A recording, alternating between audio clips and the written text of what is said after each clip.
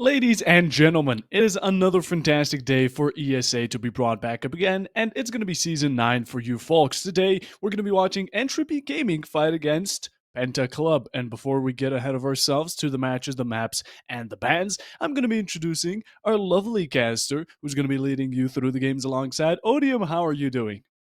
I'm doing great, and I'm excited to see the two German teams square off against each other, and it's going to be a pleasure to watch, especially different maps. I don't see a border coming up as first map, so that's stuff that makes me happy. Without a doubt. Now, before we actually get into the teams, I'd like to see a bit of predictions from the side of staff to see what we really thought who was going to be the winner. Now, it seems like it's a bit more favorable towards Entropy and Penta only being voted on by Nanos. He's like the black sheep in this situation. Now, whatever the case may be, 4 to 5. Do you have any specific reason you voted for Entropy,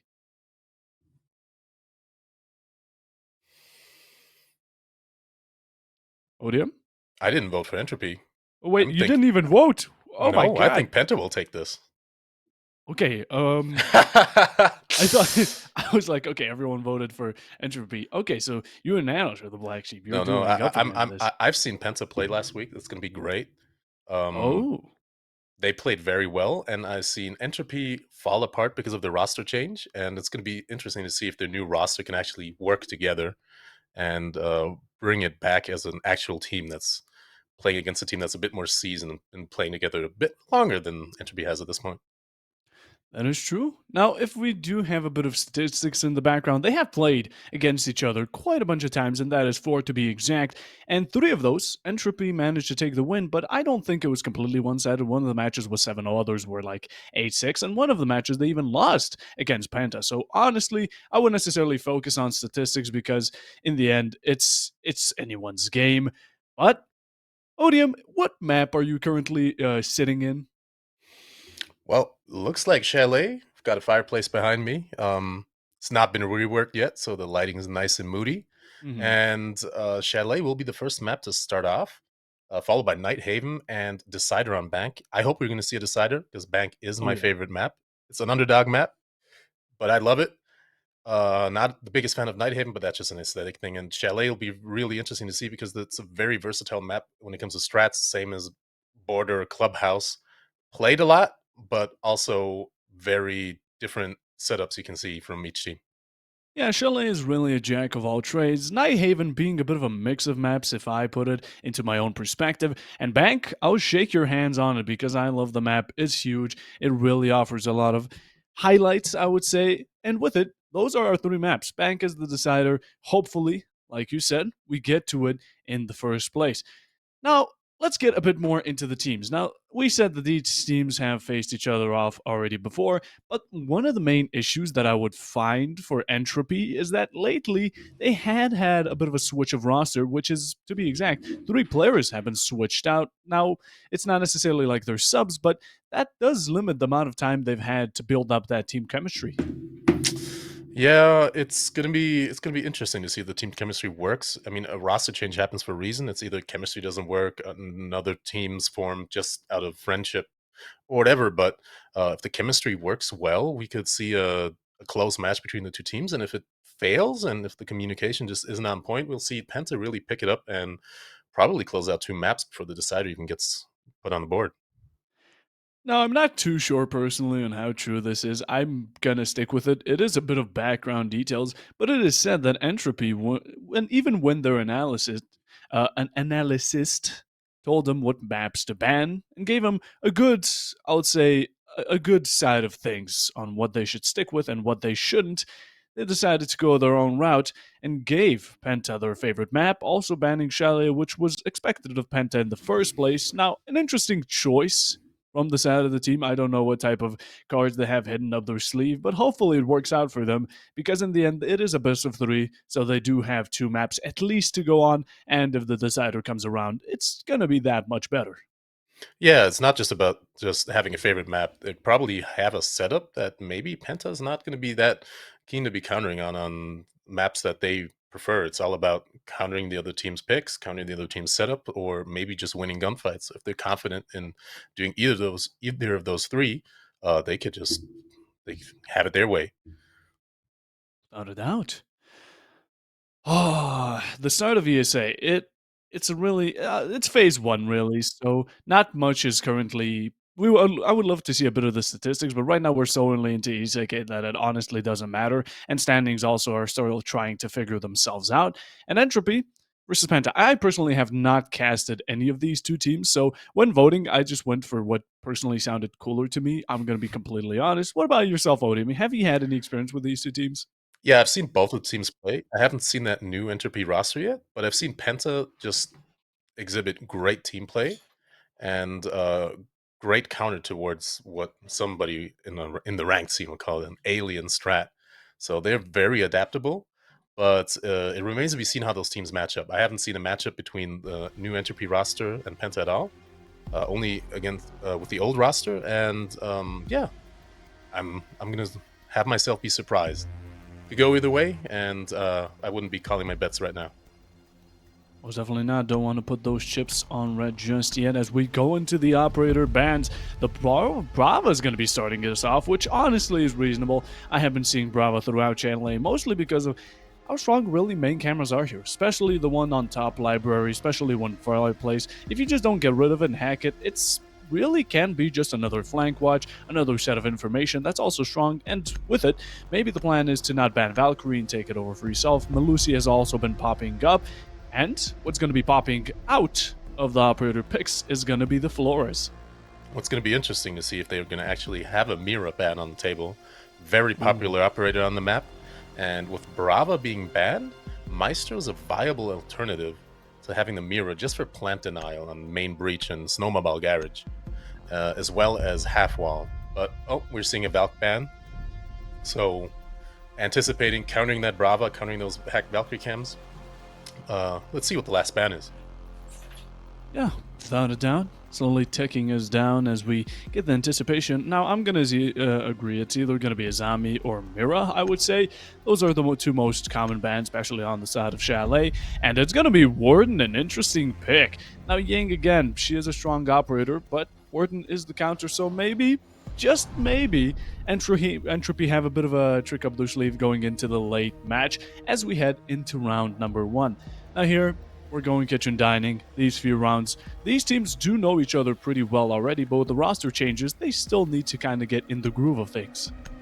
Yeah, I don't think it's just the Ying that'll be the counter that Warden's the counter to. It's seeing a Capitao.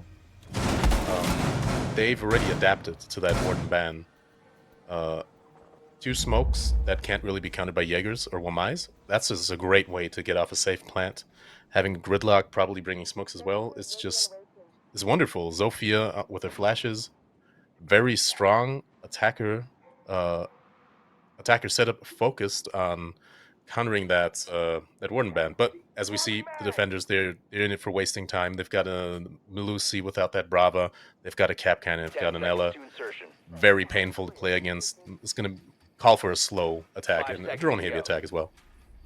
Without a doubt, it's seeming like slowdown is going to be the main meta behind Entropy's defense as of right now. We have the Melusis, we have the Capcans, which again, if you're not wary of them, could be quite deadly, and Ella, it's basically information alongside with backtracking for the defense. The castle, it's in the name, it's in the ability, it wastes your time breaking the barriers if you don't bring a gadgets like a sledge or an ash along the way.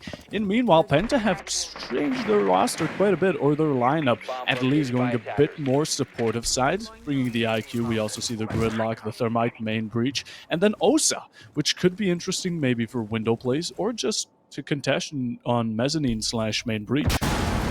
Yeah, we're seeing an Ella holding the office door, which is it's great combined with the Capcan trap and an Ella trap. It's obviously going to be possible for them to push into that site, into that room to be said above site without really clearing utility first.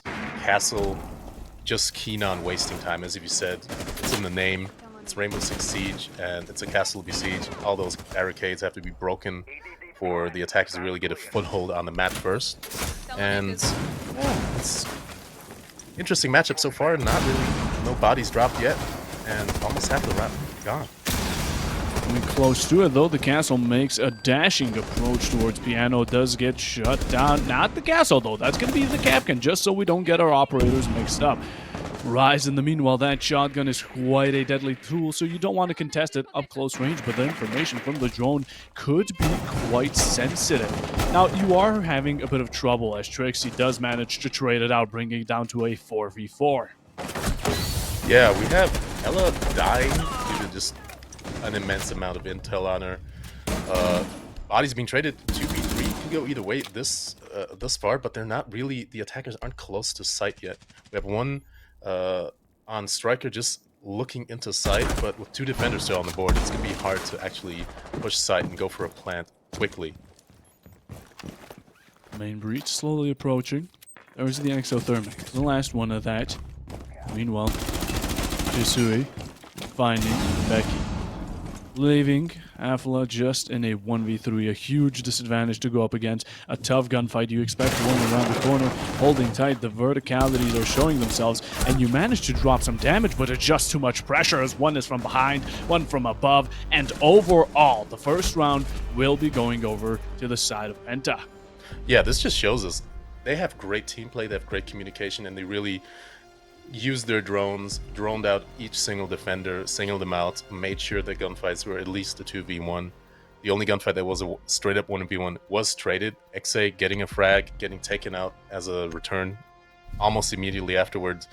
Just overall better team play from Penta so far, and just Entropy failing to really execute on their setup. In the end, it's like you said, Penta has a lot more noticeable of a difference when it comes to chemistry. They stuck together, they choked out one player after another, and even when they got shut down, at least one of their own, they managed to trade it out for 2. The advantage was established very early on. Even though, yet again, it was traded out, they've managed to trade it back in and again and keep it chaining till the very end. We're going to be seeing the addition of Scopos. In the meanwhile, the newest operator of Rainbow Six Siege, and honestly, I'm just wondering what tricks are going to be brought up with this operator, because there's still a lot of, I would say, hidden gems or strategies to bring alongside with the new addition. Yeah, I said it yesterday, Scopus it's a hard operator to play well. The gadget, at first it feels like a gimmick, but you could just sow confusion on the attacking team by switching permanently. Or during the round, or you could use it for a late flank, just a returning roamer, and abandon the second shell you have. But what's important is that the shell that's inactive, it needs to either be safe or just not found by the attacking team. And so the most common way to play Scopus will be off-site and to rotate back to site quickly enough if the attacking team is too heavy on the intel. So we'll see if it's going to have an impact on the round, or if Scopus will just die quickly as any other roamer. But nope, Scopus actually gets a kill off on Shizui, who's misroamed her in Astro. Solar, Disrupt in the meanwhile, managing to double down for Entropy. The earlier round wasn't too well in favor of kills in them. Now it's surely heading towards that way as Rise takes some heavy damage. The Doc Sims are going to be looking beautiful to back him up. A pat on the back is always nice when your HP is running low. Penta, you need to push through, and as of current, you can keep that advantage up and somehow manage to just disrupt this defense.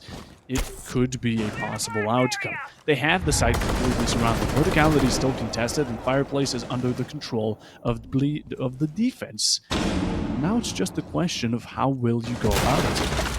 Yeah, we still have Fenrir as a way of just denying line of sight, but also causing Entropy to have some intel on who enters site. And we have an interesting pick on Penta's side, which is Sense. I mean, they know Warden's banned, so nobody's going to be able to put the gadget, but instead of bringing Cappy Tower or something else that just has smokes, bringing Sense is a very interesting pick, even though the DMR is very, very powerful. It indeed is. The DMR has always been strong, but yet again, only lately I think have people started getting notice of it. Normally people like to use the semi or the fully automatics preferably, just because you hold and that's the job done.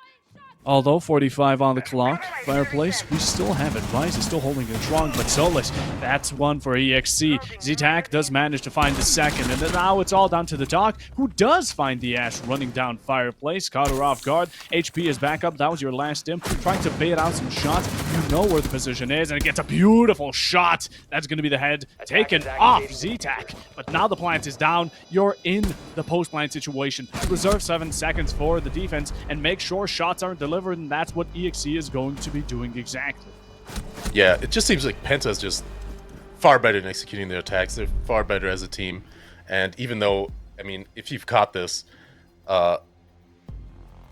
since gadget failed to cover the whole room, it was still enough map coverage and enough players just in the right positions versus Entropy to execute the plant and just pick them off one by one, winning their gunfights, being a man up throughout the whole round. It's just Entropy really didn't stand a chance. In the end here, it was the man disadvantage yet again. Penta, they constantly keep it for themselves, and even though Entropy tried getting back at them, when you're at a disadvantage as such, they can just go for a refrag game or 1v1s constantly, go for these 50-50s, whatever the case may be. If they end up keeping it, you're in a tight spot. In a 1v2 post plant down, you don't have the information because mostly the setup or the lineup of Entropy doesn't necessarily rely on information once inside of sight, but mostly to secure that execute to prevent it from happening. We see the Fenrir, the Frost, the Legion. They're going to be around side. They're going to be supporting anyone upstairs and anyone around to make sure that if anyone does try to come in from the back lines, maybe from bottom blue, it's going to be notified the second it so-called happens. Penta, though, in the meanwhile, they're going to stick to this type of diversion. We still see the Grim, we still see the Sens, which are just really nice operators to see and aren't that commonly picked, I'd say. Yeah, I don't know how it is in the console scene. Grim on PC is almost the mainstay for high elo, the mainstay for pro play. It's just very powerful playing with your team, being able to not only have intel on roamers, but also force the enemy to change positions because you're gaining what essentially is a wall hack on them. But since I agree, very strange pick just for a positioning operator. We see Exley taking the first pick on Athla, which is Legion, which, I mean, he's not getting stronger through the round now, so beautiful first pick. And an interesting to see setup is just them extending to the complete top floor. No castle, no wild off doors, just putting a rotate into bedroom and making sure they're playing those lines of sights on Entropy side, which might be a detriment towards Penta since they've been so rush heavy. So running into lines of sights, that might be dangerous. That might be dangerous, yeah, and without a doubt is. Gridlock being great for a bit of flank watch, and you said it, the Grim.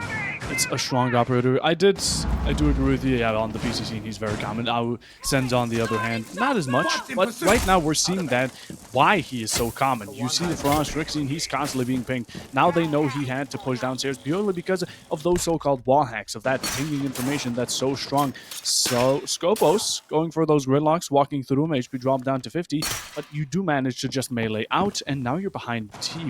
How you are able to kind of convert it from around here, it's up to you because you need to do it fast.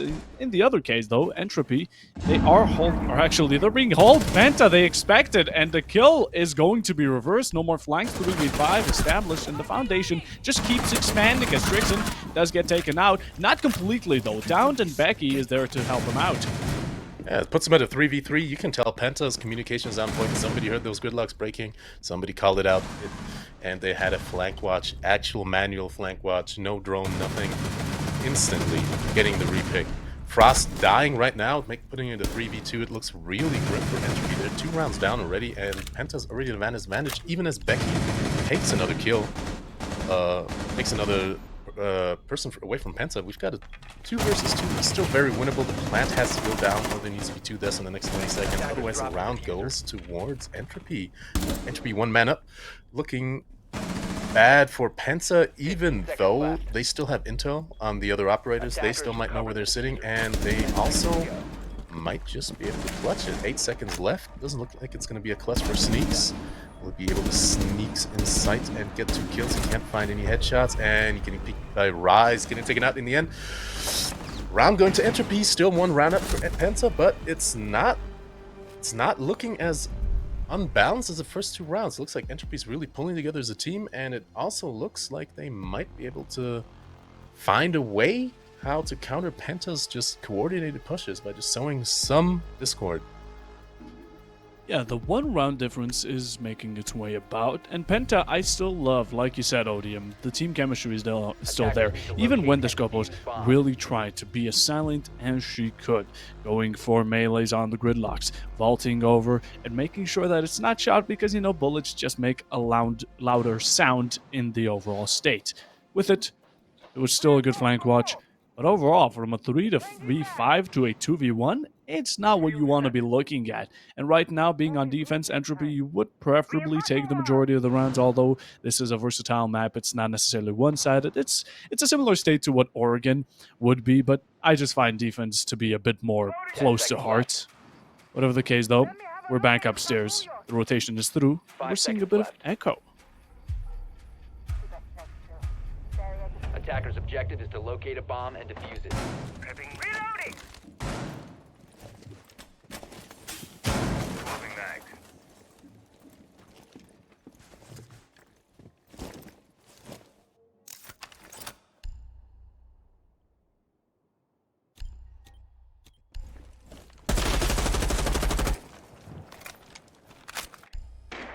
Without a doubt. You'll see the Capital being used. You said it, now that the Warden's gone, and that my nor Jaeger can necessarily counter him. It's just a good pick. Take it while you can. Shisui, though, takes one for himself, and that's going to be the so-called Echo that we've seen the new edition of. A bomb has been located.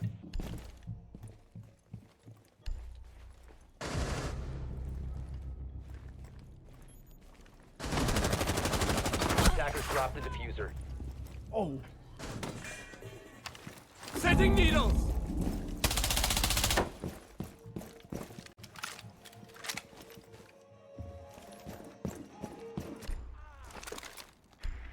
Now, I'm not sure... Planting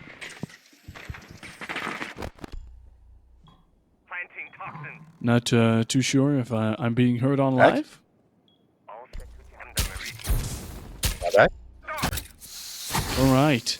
Yeah, we're 140 as of right now, and yet again, Entropy have got themselves something new, some sort of a structure going on, right? But, albeit, they still have the operators. I think these picks that they have going on, trading out the Echo wasn't best. I think that was probably one of the worst case scenarios. But what they are left with is still great enough to keep up with. The greediness comes out from the mirror, but yet again, it's backed up by Rise. We see excellent gunplay from ESA right there, but it's just not enough to keep Entropy from taking the round. No amount of aim and intel will keep you from coming back from a man advantage. So great gameplay by Entropy, and we see them pull even with Penta. Yeah, the equalization makes its way around the 2-2 looking quite nice. A bit of a, how you said it, a bit of balancing between these two teams looking quite close. And Entropy having a bit of a late startup. They just needed the first 2 rounds to warm up, and now they're at that stage. Again, though, going downstairs, I think this should be the first time we're actually seeing this side on lock. And at the same time, we're seeing Entropy is really going to be going for that focused main breach denial, because normally you should. Penta here, if they manage to take Garage, if they Bomb go for located by attackers. wine in the back, it's going to be so much pressure. You're basically going to be sandwiched between guns just constantly shooting at you. And at that point, you have nowhere to hide. It's hard to deny. And the team has to be really focused about smokes, tachankas, waste 10 time, seconds and left. make sure that even while you don't have contacts between the enemies, 5 seconds you to still go. do have some sort of gadget to help you out. Yeah, we see Legion placing some Attackers are late heading out plant to defuse denial the bomb. goos in the shells and wine, which is interesting to see. Just expecting, just in case the back of the site fails at the last second, you can still get that plant denial from the poison. And we're seeing Scopus again, maybe a bit to more effect than the last round, where she did try to flank and failed. And Bandit and the Cade combination is interesting to see because there is a Thatcher on the board, and it's going to be tricky to trick. Yeah, it's going to be a bit of a tidy way of going about it. Now, you do want to either focus those bandits and kids to try and waste as much Selmas for Disrupt, or in the end, have the breaches opened and just stick with the time waste you've gotten from the gadgets alone. Hides in the dark. Although not taking too fast of an approach, Entropy, they do have a bit of a heads up. Penta, they're trying to take verticality, trying to flush out the mirror from Kitchen, which normally should be the ideal situation. Hatches are important here, and at the same time, though, you still have 2 minutes, so hopefully you make as much of it as you can. Yeah, we're seeing a Jackal track the Legion. Great operator on Chalet. It's almost a mainstay. If you have trouble finding out the roamers and pushing them out, you can just use Jackal to put immense pressure on them from two sides. The intel is there for the whole team to see. Even though no bodies have really dropped yet, half the round being gone and Penta still being on the hunt for roamers just shows that a good implemented roam and well played setups above, they're key to running the fight. Because being used on side of bar is going to be a questionable way of verticality. You still have some ram drones just to plop alongside fireplace to help you get those lines of sight, which are really deadly at cutting off all sorts of rotation. That's why you go for it in the first place. Breach is coming out a bit late and not pushing down main stairs. It's not secured. Exa gets one and the second. A hip fire, beautiful onto Rise. Makes it a 3v5 within seconds and keeps his HP, but Jewett not standing for it, and he's not going to be staying at all as Shizu does manage to finish him off. Yeah, put him an instant 3v5, still 1 mana per Penta. Very well played by the Jackal, just capitalizing on the zombie being greedy, pushing up those stairs. Probably Entropy not really having that team vibe yet, listening to that don't peek call. But, oh, Afla taking out Exe. Top frag in Penta, I believe, putting into the 2v2, but dying to Shizui, who will be pushing down blue, going for a plant, possibly in the smoke. Even though I'm sure Disrupt has a diffuser. It's all up to Trixie behind that Scopeless shield, which is a great mobile mirror, if anything. Yeah, that's really an interesting way of using her. Just a secondary shield on your hand. Plant going down, but you're looking at the wrong area, and Shisui will be punishing you for it quite heavily. On the side of Connector, you see the bandit, you shoot the bullet, you get the round, and yet another one going for Penta as we head to round 6, which is going to be the last one before the role swap. Now, if Penta get a 4-2 going into defense, that's great. I think Entropy should really try fighting for the 3-3 as of current to really even it out, and in the end, it's just a horrible way of starting off with these kills. Entropy, you had blue stairs covered, you had some sort of coverage on main stairs, but you just let it go, and the punishment was quite heavy. Yeah, it's throwing bodies at the attackers is just really not the way to go. I mean, if they had gotten lucky, if they had won those gunfights that they shouldn't have taken in the first place, it would have been great on Entropy's side, but just committing to the peak, committing to taking gunfights that, if played safe, would run the clock down even further and put more time pressure onto Penta. It's just not the way to go in every situation, and it just showed it here for Entropy.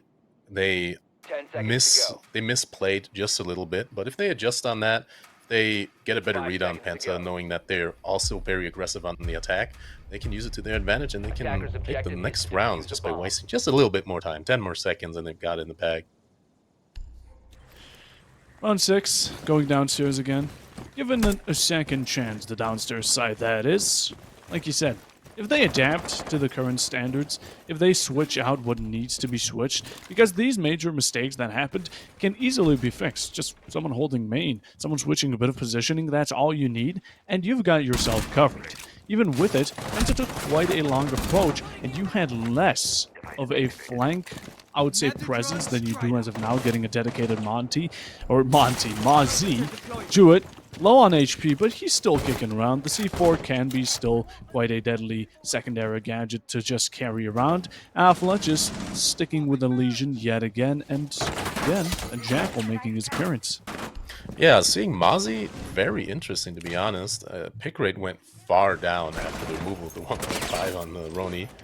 But very versatile operator, especially on the roam. You can deny drones from different attack vectors and then just turn them back into intel for your team when you return back to site. That is if you survive, because Jude's at 32 HP. Jackal tracked as well. Very dangerous for him. Legion will rotate back to site from getting shot from games, and we have 3 of the Entropy players relatively low on health compared to the attackers, while Exit and Jackal dying, and no doc to heal them. Yeah, they've been running that doc so commonly, but the only time they actually, I would say, really majorly need him is right now. These HPs, you get one bullet and you're dead. Hard gunfights you're gonna have to go through, and even harder hardships to stick with. But you've developed some sort of an advantage. The man advantage there. The verticality is established, and you've flushed out some of the roamers. At the same time, while they were forced to go through the rotation made by the so-called C4 Moz he was running with, it's down to the final minute. And with it, it's going to be these Azamis, which are going to be quite a thorn in your side to go through. Yeah, just the amount of bullets they have to waste on the Azamis, especially Ram, who's just taking a bullet to the face by his A-tag. Oh no, not by Zaytag, sorry, by Jewett. It's just a shame seeing Entropy still five men up, 2 versus 5. It's going to be a very tight clutch, or it'll be around that Penta just will not win. And yeah, Azami's barriers, even after they had their health added, just very, very difficult to play against. Players who know how to place them. Sneak's taking out Trixie, but it's still a 4v2, making it a 3v2 by injuring the Azami. Will he get the beat on the Cade? He will. 2v2. It could go either way. Still 10 seconds left on the clock. We've got one in blue and we've got one on the plant. Jewett, still 32 HPs, one shot by almost every gun, dies, and Disrupt Penta closing out with a very fast 2 kills, taking the round.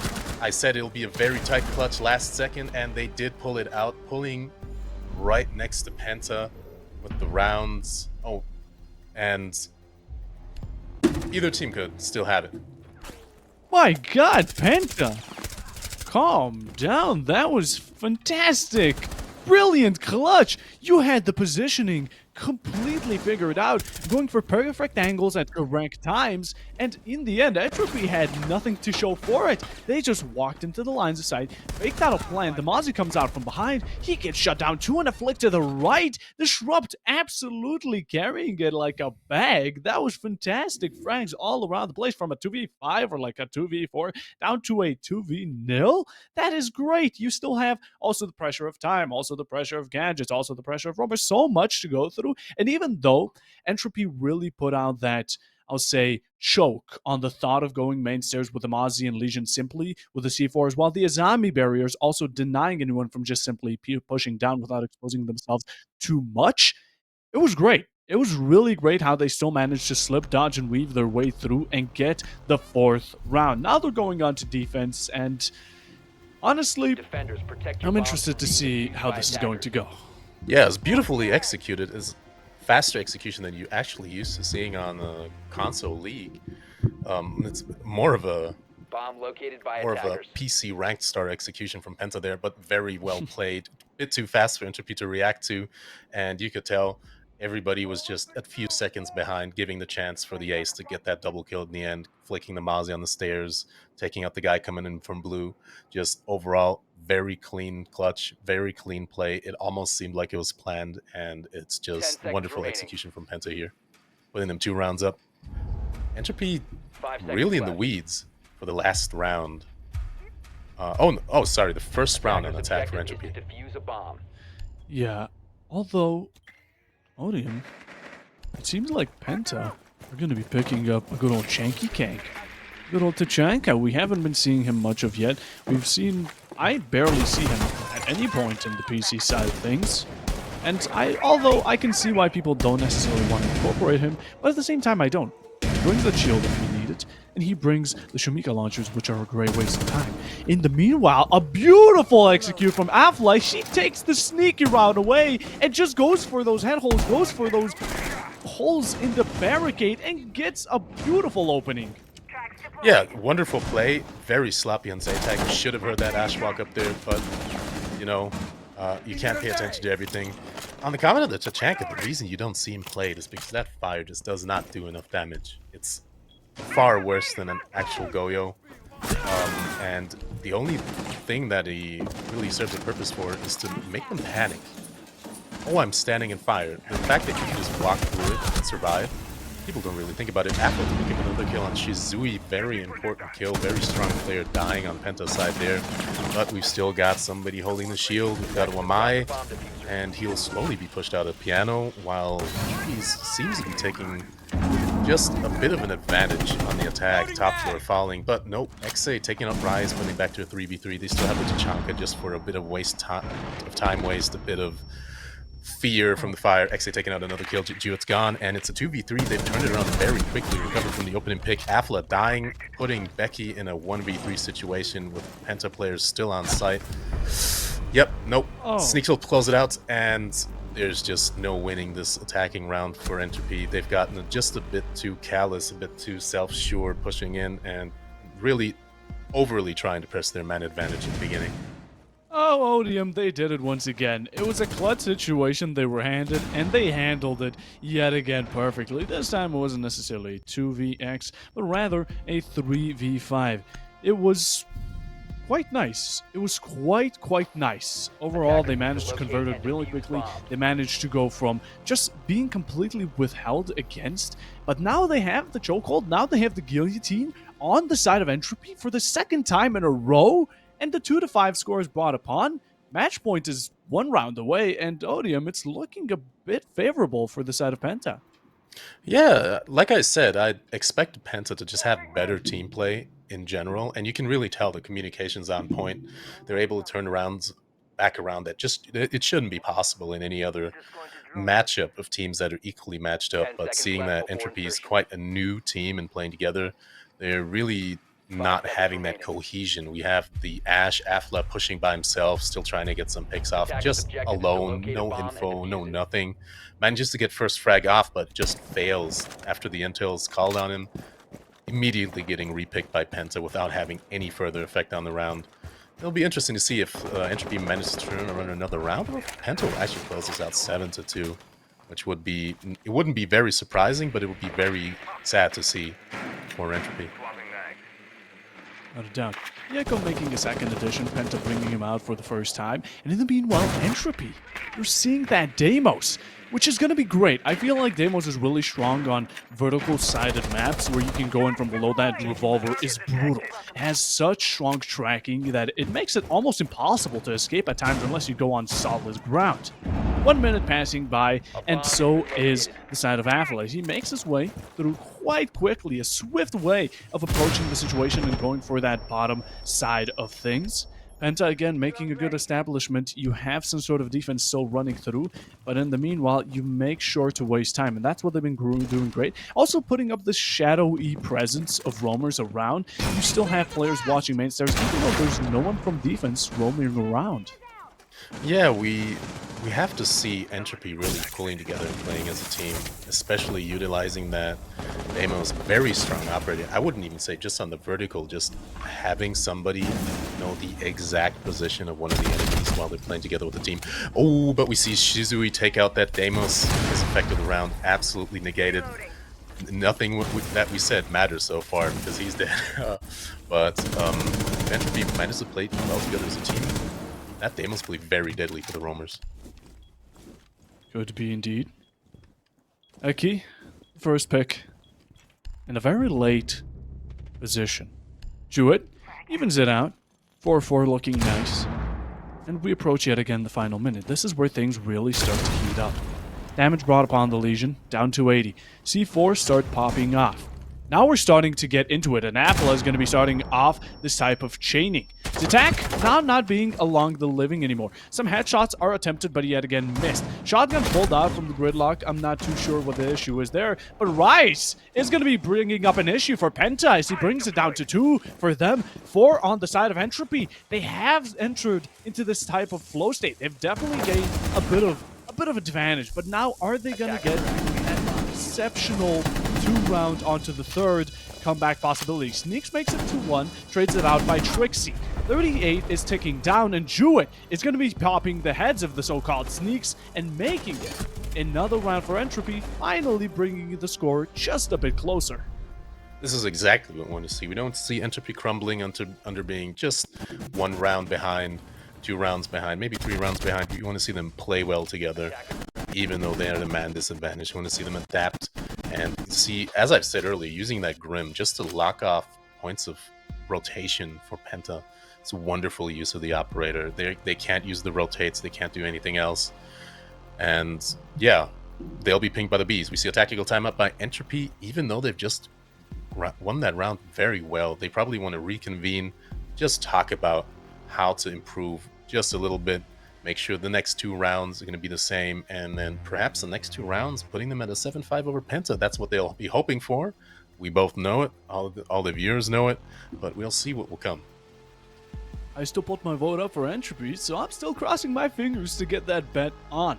Now, the 3 to 5 score is definitely making it noticeable that Penta has been a bit more consistent with their teamwork, especially. I love how they manage to really utilize the mistakes of Entropy and bring a huge hole into their spot, really just making this a large gap in their strategy, just like we saw earlier Afla. Actually, that was Entropy doing it onto Penta, but things like these have been brought upon, and both of these teams really love using it, but Penta just has that heads up on the teamwork. They play together, they go for these really good refracts, or have in the past, and just playing together is all they need. As long as one is bit with you, as long as it's a duo or a trio, they still manage to work their way around, and we've seen that at least 2 of the rounds where the clutches came about, and they were really well positioned all through. Now, Entropy, We're seeing finally, interesting yes, repicks. We see a exactly. Jackal going for a neck. We see an Ace switching for a Ying. They're Mhm. dropping the hard breach. They're going for a Maverick, which is very fascinating on top floor. And instead of having a flank watch or gridlock, going for Ash. I don't know what they're planning. They might be planning a hard and fast push, and I'll be interested to see what Mavericks actually got to do with it. Attackers are moving to defuse a William, bomb. I'm curious about one thing. And okay, necessarily I wouldn't say that all teams would go for this, and Chalet isn't necessarily something that teams would stick with, but Monty still isn't banned. And Monty still remains a strong operator on the side of attack. I'm wondering why no one has actually picked him. Of course, if it's not in your strategy, if your team maybe doesn't favor the shields, it's okay. I understand it. And maps like these sometimes can be a bit more difficult for these shield-ish operators. It's not necessarily a one-quarter-ish, like, let's say, Consulate, where shields really stick out.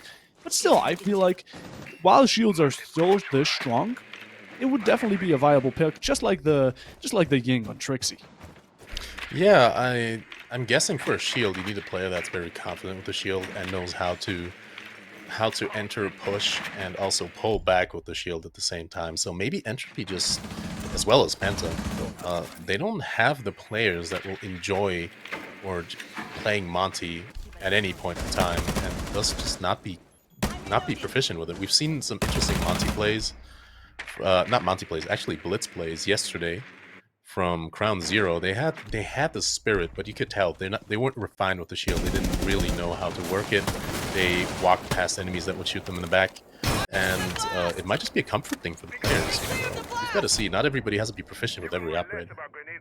That is true. That is true. It is really what your team is comfortable with, and the comfortability is quite a major part in your gameplay. To forge out a good strategy, you need to make sure the metal is quality, and you also need to make sure that hammer is hitting good. Although we're following up on the last minute and 15, minute and 10, the Yings are slowly making their approach. Rise gets taken up. Sneaks in the meanwhile, 23 looking low, just like Shisu, but Trixie in the meanwhile finds a second, finds a third for the side of Entropy. They bring it down to a 5v2 out of nowhere, and now it's all left down to the 2 of the lowest HPs we've yet to see. Jouet executes off of missed bullets, and the 1v5 is brought upon, and this could be looking like a flawless. Time is still looking good. Entropy have it all in their hands. Yings are used up, and it was used there goes a effectively as Maverick. Afla makes it a flawless, and the timeout will be coming out for Penta. Yeah, I was wondering what they're using Maverick for. Seeing him burn the holes into blue hallway, that just seemed incredibly ratty and just a wonderful idea on Entropy's part. We're seeing Penta take a timeout. They've lost too many rounds back to back. They don't really want to lose another one. They got to talk about what's going wrong, what kind of execution Entropy's actually doing to have a leg up on them, and let's see if they can actually figure it out and close out their last winning rounds, which will be their aim to do. Maybe get Zaytak on just a bit of a more motivated streak, going 2-9. Not the strongest performance from him. I've seen him play far better than that. And yeah, they could turn it around, but we could see an overtime match from these two teams, which would be very interesting. It would be interesting to go out of regulation every now and then. And Penta, honestly, I think the major point they want to stick with here is going for that match point. The match point really puts a heavy burden on the shoulders of Entropy's thinking, their thought, their morale, because you just normally, of course, it's a competitive side of things. You shouldn't necessarily put these things up front, but even if you try not to, there's always just that thought. It's match point. It makes it that much different, and some teams work better on pressure. They're like a diamond, you know. So it really depends on the team yet again, but match point is still a scary thing because then you need to go off of the fact that you need to win rounds in a row, and it's not necessarily that you can exchange them between you and the enemy team. So if they can get it 5-5, it's going to be looking beautiful, because then it depends on each team. If any of these two teams, when at 5-5, can go 2 rounds in a row, they get themselves the first map. That goes same side for Entropy, same side for Penta. And how with Entropy has been really building up the strength between the team and their strategy has definitely been showing, because they've equalized it almost, but just 1 round away from it. You can tell they're just a tad bit weaker in the beginning, and that's just putting them 1 round behind Penta. But like you said, I could see it go either way. I could see it going into overtime, but I could see them trading an overtime round. They might not take 2 back-to-back. They might trade a round. They might get a 7-6. They'll have to see. Seeing that Entropy's been playing so well together in the attack, Penta's tactical timeout's going to maybe be pulling out the stops for Penta. Maybe they're going to try a completely different setup, or just a feint on the top floor hold.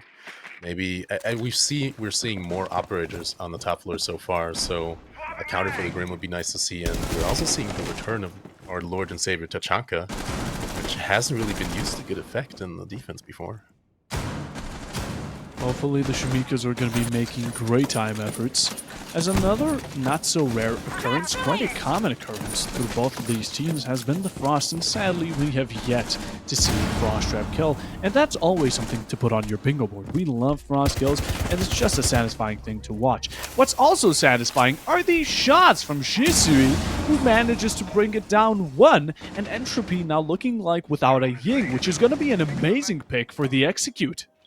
Yeah, just taking trophy or taking main lobby is going to be very hard with the plant with the Ying gone, but no, Shizui gets taken out. No more Frost. That's a lot of damage gone from the defender side, but also not the most not the most important operator to be alive. Those Frost traps are down at the beginning of the round, and they'll still be effective if they're not droned well by Entropy on the attack. Yeah, 1 minute and 30. Time is still quite valuable. And Entropy has been really reserved with it, which is another thing I love. Some teams really go for those 20-second, 30-second executes, purely because of how defense is put. But Penta, they stick around, they make sure that prioritized is either the man count or that they get down safely back into side so they can turtle, because that's what the strategy seems to be based around. The Shumika, the Wamai, the Azami. Every single operator can be really focused around it. We see the Azami barriers being used perfectly as of currents, but in the meanwhile, that gives a lot of time to the attackers to set up their execute very nicely and make it that much harder to defend. Again, dropping the HPs quite low. Rise gets 1. Exe now off board, and the second one for the side of Athletes. Down to the Shumikas and down to the castle. Going through the Gridlocks is going to be a strong, but yet again, a dangerous position to be going through, seeing as how it turned out last time. Yeah, we don't see an actual active flank watch yet. We have Gridlock putting down the plant, running from that Tachanka fire. We get Disrupt going on the flank, actually taking out Alpha. Sneaks taking out another one, putting it to 2v2, but the diffuser's down. They've got 40 seconds to take it out. Well, actually 35 if they want to defuse it properly. Tachanka 10 health. It's going to be very, very hard to win a gunfight. He catches 1 bullet to the foot. He's dead, and he's finding bullets. Rise finds Disrupt, sneaks at a 1v2, 1v1, turns it around. Tachanka, 10 HP, he needs to take out that Grim, but no, Grim hasn't pinged on the bees, takes him out through the floor. No chance for Penta there. Entropy played this far better, more cohesive team play, and recovering from the flank that quickly is just great to see. It really shows the strength of the Grim right then and there. At the start when he was introduced, people just didn't use him, but after the buffs, this is what he can really pull off. At the end right now, we saw the Shumikas, they wanted to get pulled out by Sneaks, who maybe just wanted to shut him out. Just put enough fire around so he can't get shot from above. But the fact that he was standing in those bees, not the bees, Entropy managed to get those Attackers have located a bomb. amazing wall hacks, or just tracking the pings.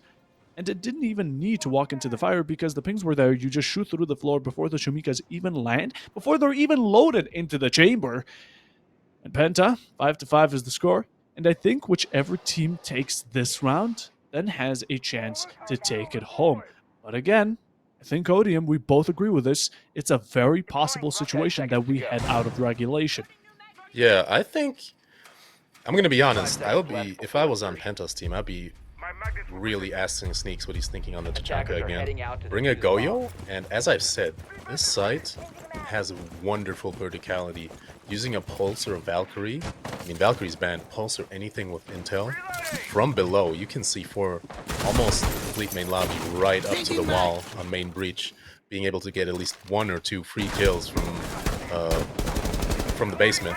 So Penta running the same setup, very risky. Exa getting taken out instantly by Afla. That's the strongest player kills-wise on Penta's side. And Shizui almost dying with 8 HP left. No Daka on their side as well. This is a sloppy gameplay. I didn't expect Penta to not adapt that well. Just Entropy, all they have to do is the exact same thing they've done last round. And rinse and repeat. It's working very well for them, and it doesn't look like Penta is going to be doing very well on this defense.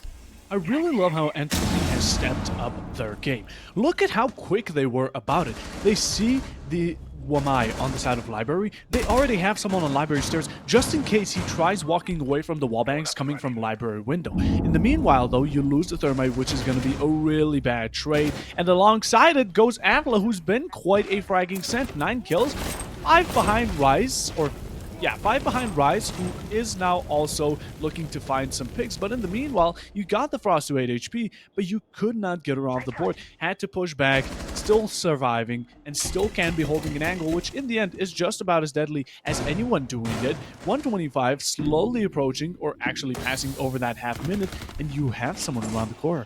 Solarium is contested, but it's up to the question, can Entropy get away with it and get away with a kill or two for themselves?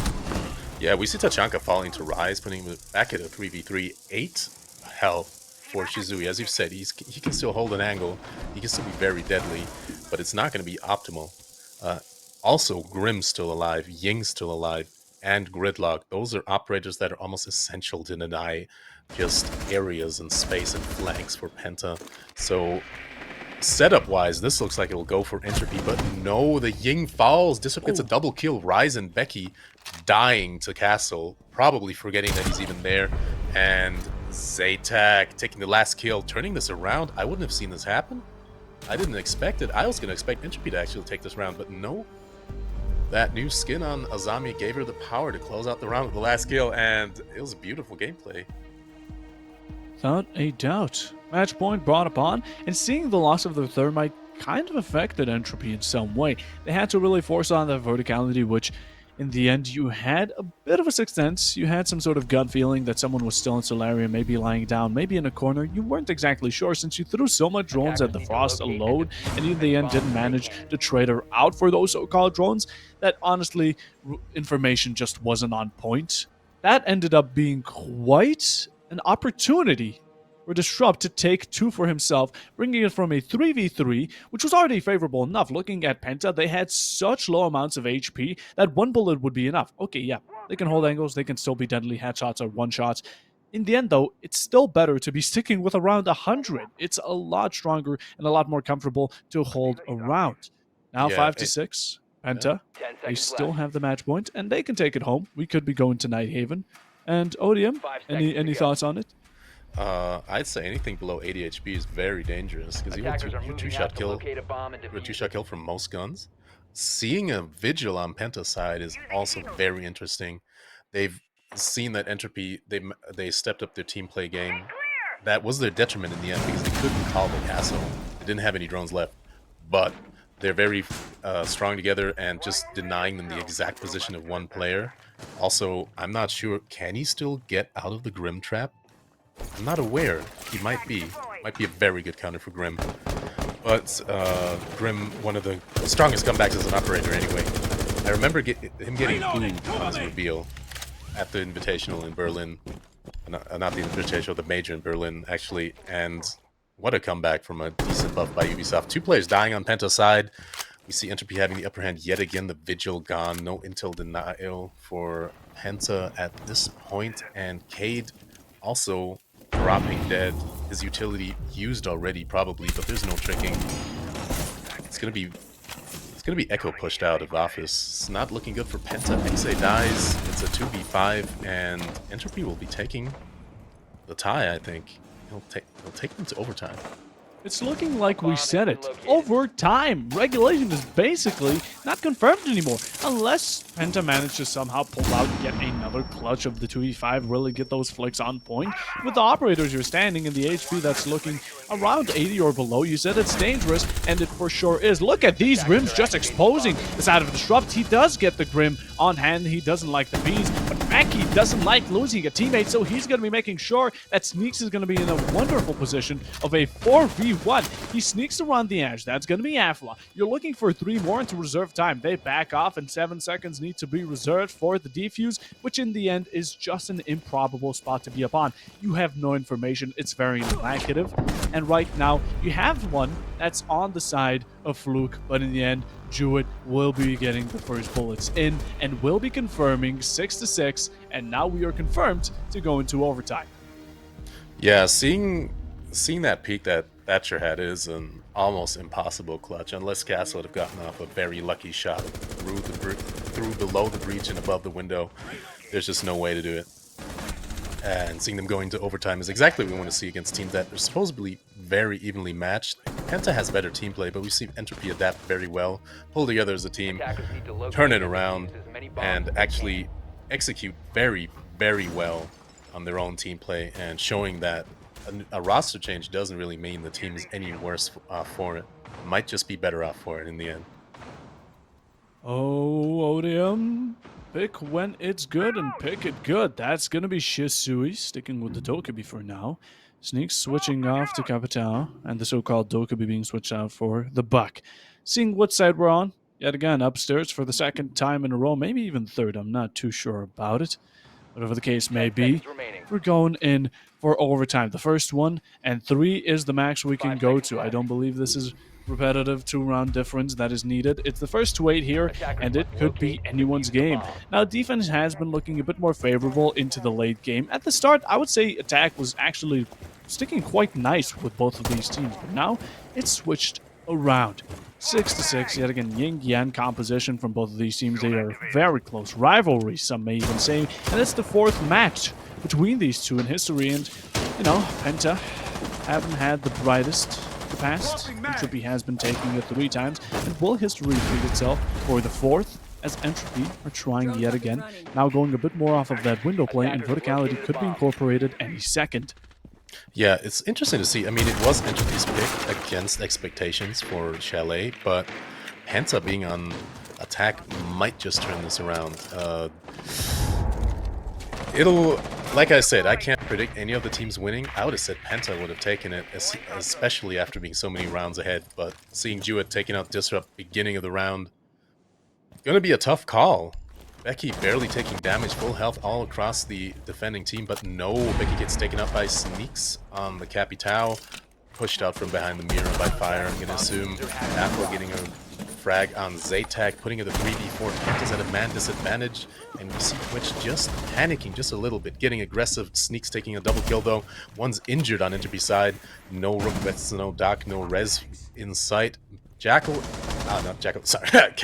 and Echo on the defense, still able to do something. They don't have site control, they just have map control. It's very winnable still for Entropy, but Penta seems to have just the upper hand on this round, and I see Penta taking it. What do you think? I think they will. Right now, they just managed to weasel their way out of an aggressive play. We saw Jewett go and push down Trophy, just dodging and weaving that sight, that look upon from Entropy to get the 2nd or the 2v2 brought for themselves. HP yet again, you haven't quite low on it, and you've always brought around the Doc, but now it seems like you're a bit more strategizative. You're a bit more on the side of picking utility over gunfights, and that's not necessarily a bad thing per se. But with the situation you're currently looking at, going up against the Buck, Capitao with 3 bolts in pocket. Now the Buck off. Trixie does manage to shut me up about that 3v2. Evens it out. Bolts are starting to make their way through. You don't have the fuser on hand. Does get picked up by the Twitch. And just trying to reconfigure what was lost. Get that 2v1 rolling, which would be great. It's going to be Sneaks with a third. Jewett trades it out. 1v1 on hand. Pairing 9 in hand. The plant is going down. It's going to be stuck through, and a push does get faked out. And Jewett is trying to find the connection, trying to align the dots. 9 seconds on the board, going for an aggressive play. He doesn't know if it's faked, and the plant is now on the floor, confirmed. But you need to look to your right, and PENTA will be taking it. Even when brought down to a bit of an unfavorable position, they still managed to sneak their way around. Yeah, PENTA really tried to capitalize on some information on the defenders. They were in a versus 2 situation. They had drones up everything, but they just weren't able to execute it in the end. Just an absolute shame. It's just, I would put this up to bad team play and maybe just some lacking comms at this point, because having such an upper hand and whiffing it, what a play. Very well played by Entropy, sticking together, keeping cool until the end, even though it's overtime, and putting them in overtime match point. Putting him at attack again. We see Sneaks back on Tachanka. Will it be an L pick? We'll find out very shortly. Attackers need to locate and defuse bombs. Entropy, earlier you regained the chance on that 5-5 to equalize it. Then you brought it up to 6-6 again. PENTA, you had that match point lurking around for you quite a bunch of times. And now it's brought up against you. Now it's on the other side, reversed. And now you're in that crumbling position, in that pressurized spot. Just that thought that you have to take it, or map 1 is going to be Entropy. Odium, you mentioned this is Entropy's pick overall, so of course favorably they should take it. And if PENTA do, it's just better off with them. It's interesting to see that after they've lost Kitchen twice already, and they've seen the operator picks that they did choose not to be very effective, they still go back for Kitchen, and they don't want to change their setup. Again, I've said it earlier, Entropy, all they have to do is the same thing they did before. They're switching out the Ying for a sense, probably gonna try to survive just a bit longer and forget about the flashes. They just want line of sight denial. I don't know what PENTA's thinking. It's almost like they're throwing the map and going to try to pull it out on Nighthaven Labs and back in the end, because the Tachanka didn't really work out for them, the castle didn't really work out for them, and yeah, I see this going for Entropy unless they pull out all the stops on the side. Without a doubt. Entropy, they have a free way all the way up to main breach on the top floor right now. Because there's no contention, there are no gadgets spread around, which really shows that consistency of PENTA focusing everything in on sight and that execute denial. The Shumikas are going to be finding the first victim, Jewett. He isn't confirmed. That was a very random Shumika injury. Yeah, it was but not it worked out. intended, and it worked out very well for PENTA. But, oh, Zaytak takes the first kill, but XA falls to Afla, others at some other point on the map. And we have PENTA taking back top floor control, it seems, while Entropy slowly pushing towards site. But with a 3v5, the sense is still alive just for the intel denial. And we have Jewett still using his last nade, using his cracks just to deny some rotation. And Afla on a full HP. Ash running around blue, probably going to have to... No, that's Gridlock going to try to take back top floor. While we have Afla holding the footholds. Didn't work out well for him in the first round, but nope.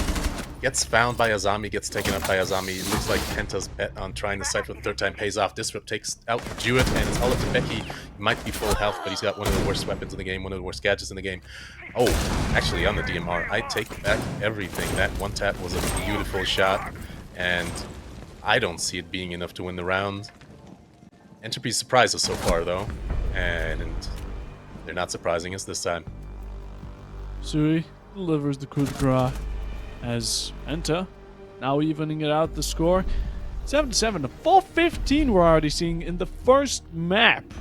This is getting closer and closer, and at first It looked like Penta, they were going to take it. They were, what, at a 5-2, something like it, 5-3? Whatever the case is, at start they were very favorable. Entropy have climbed up the ladder a bit faster than Penta going forward, and now it's overtime match point. It is Defenders the protect your big bombs from being 15 defused by attackers. going about us, and a questionable pick from Entropy as we see the Caveira brought out. This is going to be the most stressful round for these teams, and it'll really show how well their team play works under pressure. We are seeing an Azami on basement, very, very common default pick. The Caveira, as you said, alien pick, strange thing to run, especially on against a team like Penta that's so intel heavy. They're bringing a nuke. They're trying to deny intel for Entropy, even though there's not that many cams active. It's a great flank watch. 10 seconds Sit her remaining. under an active camera, make sure nobody knows she's there, and she'll be able to surprise a 5 Caveira or seconds to any go. other roamer on the map. But no, we see her traded out for a Jackal. Attackers Very must useless locate against and Cav. defuse a bomb. A classic Thatcher and Ace combination, which will be hard against the Tricking Bandit. And a recruit, which he could have 5 nades, he could have EMP grenades. We don't know what he's packing. He has everything and nothing. Interesting operator to be introduced, but also a great pick, especially on high-level play. With the Bose Max OT now finally showing itself, Entropy, you need to take this. It's your map, and if you go into the second one, that will be Penta's. Statistically, it's not looking good. Either way, though, this is looking extremely close, and Penta, they have the same situation. Going for very ominous folds. They are completely shutting down any rotation from Afla, from not only the side of Bar, but also Mate. He's getting shot up, all sides left and right, as Sneaks finishes the job. That's going to be the roaming Legion, and you still have a Caveira lurking around, but I don't think they're aware of him. Yeah, I think Cav dodged the cams really well, even though Bathtub is a very common spot to drone. Still hiding. Ability shielding her from that from the Jackal. This might be a very interesting pelly. We're seeing a bandit with a shotgun. Very, very weird. Like Becky taking a double kill on Exe and Sneaks with the C4 from below. Like I said, the verticality in main lobby is just beautiful. It's exactly what we want to see. Caveira's still alive. I don't think they're aware yet. But no, gets found by Shizui. Could have been a great play. Could have been an excellent flank on main lobby, but probably called out. Intel heavy Penta countering the Caveira just from their playstyle alone. And the breach will be opening.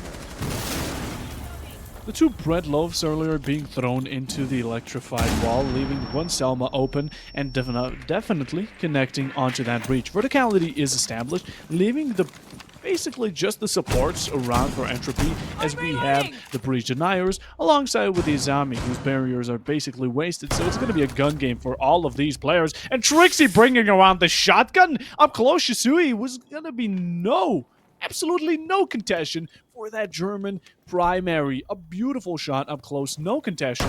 Strong one of that as tries to find the second, but the Disrupt, it just won't be enough to take him out. 48 on clock down, that's going to be the Zami and Disrupt from the outside, completely denying all sorts of rotations. Penta taking Entropy's #1 map. That was far too sloppy by Entropy. They had a man up in the end, and they weren't able to capitalize on it, even with the bandit shotgun. Outranged by Ace, and obviously just a bit quicker reactions on Disrupt there. A bit of an interesting choice that Entropy wanted to go with. A risky set of actions with that Caveira. It's high risk, high reward plays overall where you really want to go for those flanks. It's not bad if you manage to stick around and hide yourself, but in the end, flank watch has been persistent through Penta, I'd say, in some stages of the game, and you've been punished for it. So whatever the case is, Chalet, it was Entropy's map. But in the end, Penta managed to just swipe it under the rug, as next one is going to be Nighthaven. But before we get into it, let's take a short break just to rest down our voices, rest down our minds, and let these players recuperate. As Odium, we will be back shortly.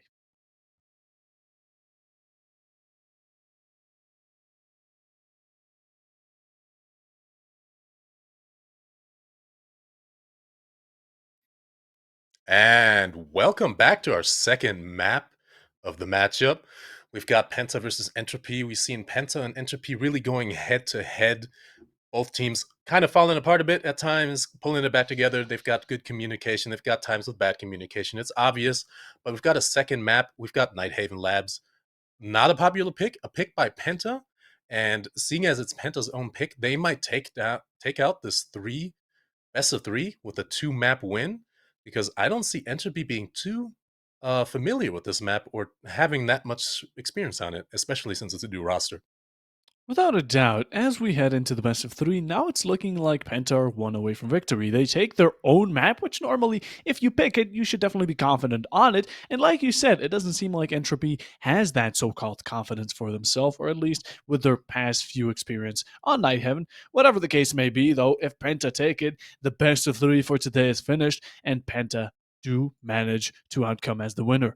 On the other hand, Entropy are looking to get themselves the decider, to get themselves onto Bank, which honestly I'm quite hopeful for. I love Bank, and if it happens, if it doesn't, it's anybody's game. Yeah, we've seen the first matchup was very close. We've seen Entropy going neck at neck in the overtime rounds. Penta closing it up very closely after throwing their the round before it, but I want to see a Bank decider. Bank is the ultimate map, in my opinion. It's huge. There's very good potential for roams, very large areas to cover, compact and widespread setups you can make. It's one of those classic siege maps, like Consulate, even after the rework, that I love seeing being played. Nighthaven Labs is smaller, it's cramped, there's lots of corners, and I think it's just aesthetically kind of unpleasing to look at because it's all concrete and green, but it's also the potential for good setups is there.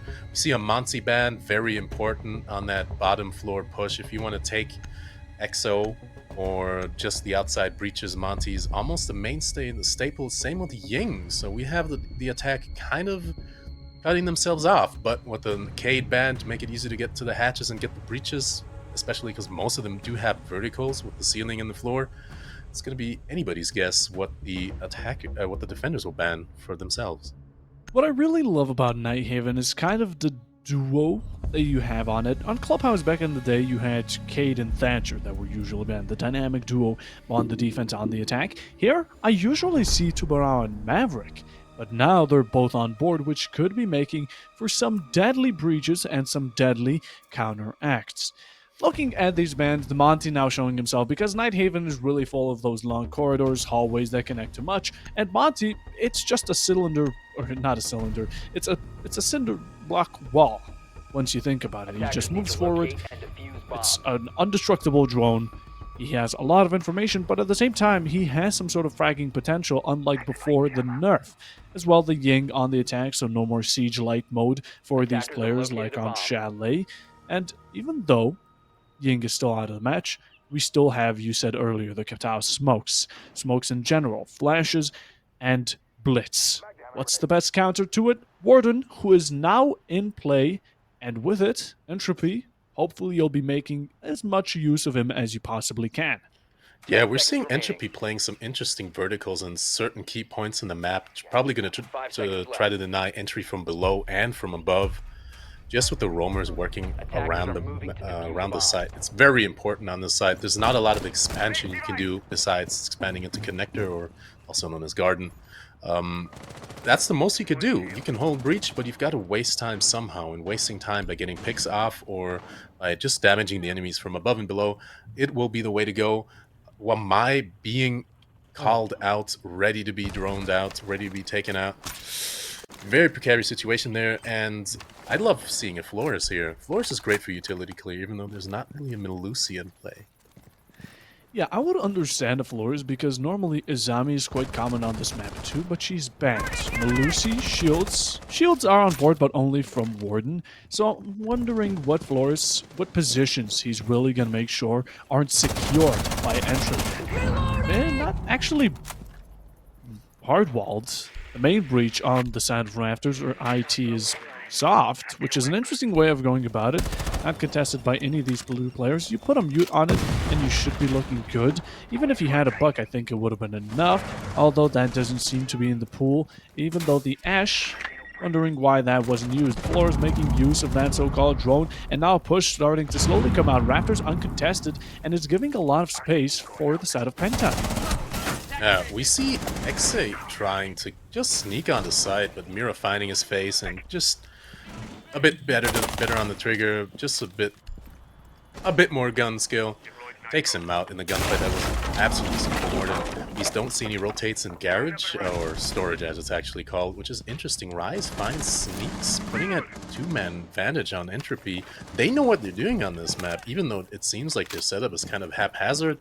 It's it was planned, and it's almost like they baited Penta into picking this map. Yeah, it's an interesting way of having sight set up. Overall, it's working, so don't fix it. What you do need to fix right now is Penta with that disadvantage. 4v1, or 5v1 even brought upon, and the 4v1 now confirmed. It's all down to Shisui, who's on 19 HP. Limited time, you had so much space to work with. You didn't need to have so much of a tough time going through the IT breach. At the same time, rafters, storage, all of it was yours. But in the end, what went wrong? You had the breach, and all you needed to do was maybe go for electrical side, maybe take a bit of that, put some pressure, but they decided to go a secondary route. Pink's coming out, you do connect some shots, the footwork is decent, but Trixie gets a 1-2 in, and with it, it's going to be the defense. Penta, or actually Entropy, taking the first round. Is it Penta or is it Entropy? I forgot who's on defense. It's Entropy. I didn't see this coming. This is Penta's pick. Just like Penta taking the first few rounds on Entropy's pick, this might be another overtime match. Interesting matchup. We really see Penta falling apart after the first man died, and they're gonna have to really step up their game. Control room storage for the next site. Not a very common site. I'd argue that kitchen is a bit more common, tied with the basement. But control room storage, if it's played well, a lot of time can be wasted there. But without an Azami on those rafters, it's gonna be hard for Entropy to get a real decent defense on it. Honestly, I think storage is a bit better in this scenario, and personally I've seen it being used or picked a bit more, mostly because even when verticality is brought upon, you have so much extension and so many cubbies to just hide yourself in, as the defender really gets a lot of gateways through. On kitchen though, that vertical is quite deadly to play against. You have to send upstairs, really have to focus it on one room alone. And while it does put attackers in a tough spot, especially when there's a lot of soft ground around them, in the end, storage is what they pick, and storage is what they're going to be sneaking their way around. Going into it, we do leave a bit of a nook pick on the side of Penta.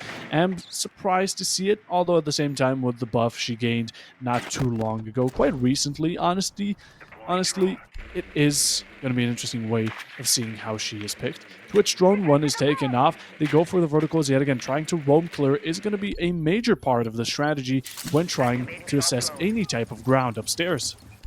Yeah, seeing Neck is always interesting because even though she's, I'd say, giga buff, very hard for people to really get into how to play her. Is this going to be a decent flank watch? Is it going to be a decent way to sneak onto site, even though she still does do footsteps? And while her ability is active, you don't really have any audio. Very loud for the player themselves.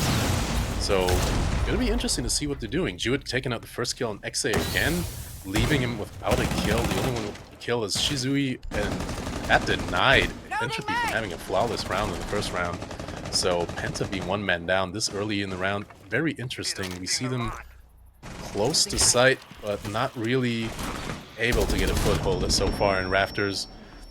It's gonna be interesting to watch, and Mira very strong net right now. Rise taking out Zaytak, leaving him without a kill as well. It's just Entropy seems to be way stronger than Penta on this map so far. It's 2 rounds in.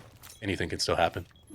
True, can't say much as of yet, although it seems like Penta is having a rough way of working around the upstairs area, and Rise finding the second for him. That's going to be the shrub, that's going to be the buck, limiting your verticality to basically guns alone, as trying to cut off anything. The only thing cut off or traded out is going to be 1-for-1 Entropy to Penta. 4v1 yet again brought upon Penta. It's going to be the same situation as earlier, man count-wise, as you start slowly getting pushed from all sides. Downstairs, you do manage to land some shots onto Becky, but that's just not going to be able to get him off his feet. 45 on the clock, still ticking down quite slowly, but at the same time, you really don't have much to drone it out. And this disadvantage that was just evaluated by Entropy is too great to work against. The information on you is brought alongside with the kill that you get for yourself. 3v1. Penta, they got some good clutches earlier. Ooh, And the nice triple shot. from Shisui. Attackers have But recovered yet the again, you're diffuser. still looking at 2 more, and it's possible to find them. Yeah, recovers the diffuser. Still 2 people to kill, but they're on site and it's 16 seconds to go. Unless he really has some magic left in his pocket, it's really Penta showing just a lack of communication and teamwork so far. Something we've seen in the last few rounds on Chalet. Even though they managed to pull it back together, they managed to still clutch it out, win that overtime. Penta's not doing so well team play wise. Lacking the information all around, it was extremely good shots. The IQ right then and there. Managed to pick off 1, 2, and 3. Shisui basically carrying the entirety of the frag round for the side of Penta. Overall, though, albeit very close, it just isn't enough. Entropy take the second in a row, and with the 1v4 repeating for the second time, I think Penta really need to step up their game right now. Going downstairs, Entropy, they're going to be going all 3 rounds with different sites. They don't need to take any second chances because now sites are locked. I'm wondering how they're going to go about it. We do see the Mozzie come out yet again. That's going to be Afla with him. The roam is definitely going to be contested, and the upstairs won't be easy to take over for Penta. Alongside with C4s being brought about, which on this map are excellent. C4s are really strong, and we have 4 of them as of current, with combination of Valkyrie, which is even deadlier. Yeah, seeing C4s on this map was such insane vertical play is just. I mean, it's always been a mainstay of Siege, that nitro cell on the ceiling that blows up the guys above you. Warden holding the stairs in kitchen, very interesting to see, with a shield and a shotgun. Very hard to go against. There's not a lot of clear for that utility. They have an Ash, they have a Ram, and an Ace, but they've got to get into position first. I'm wondering what Penta's doing. They haven't taken a tactical timeout yet, even though those 2 rounds have been lost terribly. But to their defense, they've had enough time to really talk to each other, since most of the team had been dead for the majority of the match so far. Great combination of gadget and gun. Reaching out on the top floor and getting the first. Afla, you're the Mozzie supposedly to waste time, maybe get a pick upstairs and make sure that ground is covered. Will be the first pick and will be a very valuable one for Penta at that. Bringing it down 1 man, you're still looking at 4. C4s are secluded to 3, which is plenty. Could contest. Earlier we got a double kill from 1 C4 alone, which means this could completely be wiped out. The entirety of Penta could be wiped out simply with C4 plays alone. Although it's going to be a rough way of going about it. We do notice the Warden. We do see him just lurking around. The shotgun on close hand is going to be strong, but the SMG-12 is going to be majorly used just to go for those longer angles. Yeah, seeing the SMG-12, it's not surprising on console. It barely has a recoil here. On PC, it's harder to control at range. Yeah. Very hard to tap by. First shot recoil is extremely high. No option is internally suppressed. And the first C4 by Becky finds Shizui. He destroyed the Val Cam, but it's just not fast enough. The info was there. The C4 is blown up. And Ash clears the Warden shield just as expected, but he won't move 1 bit. He gets thrown. He sees the drone, and he decides to dip out of those stairs. Wasted enough time. 2 minutes gone from the round, and put him with a 4v4. Penta doesn't seem to be anywhere close to site besides that open hatch in warehouse. Breach slowly getting opened by the Ace, but not a lot you can do from the breach when there's still a mirror in play.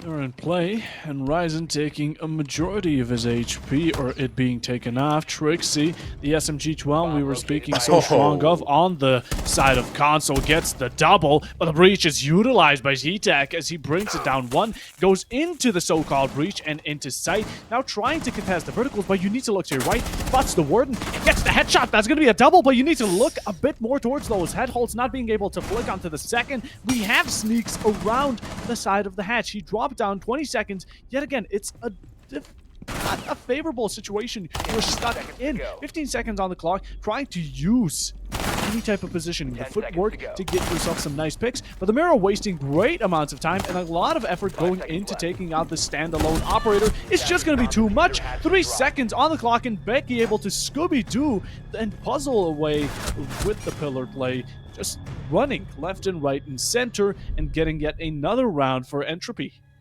Yeah, that play you can really call a rut row on that run around from the mirror with the Scooby-Doo music in the background. That is Bomb located by very fun to attackers. watch. Ace taking out two deciding players on Entropy, but not being able to capitalize on his reactions on those head holes. I mean, it is Attackers need to somewhat locate and defuse as many bombs as they disadvantage can. to have a controller. You can't flick back that quickly, but him missing the warden on the peak, that's unfortunate for Penta. That lost them the round, and I would expect after the next round, if it's a win or a loss, we need a tactical timeout from Penta. They need to take a breather. They need to talk about strats. They need to talk about what they're going to do, and they need to not try to throw the second map just because they feel more comfortable on bank. Entropy on the first map, Chalet, the prior one to this, had a bit of a rough start. 10 They were seconds also the remaining. ones on defense starting off.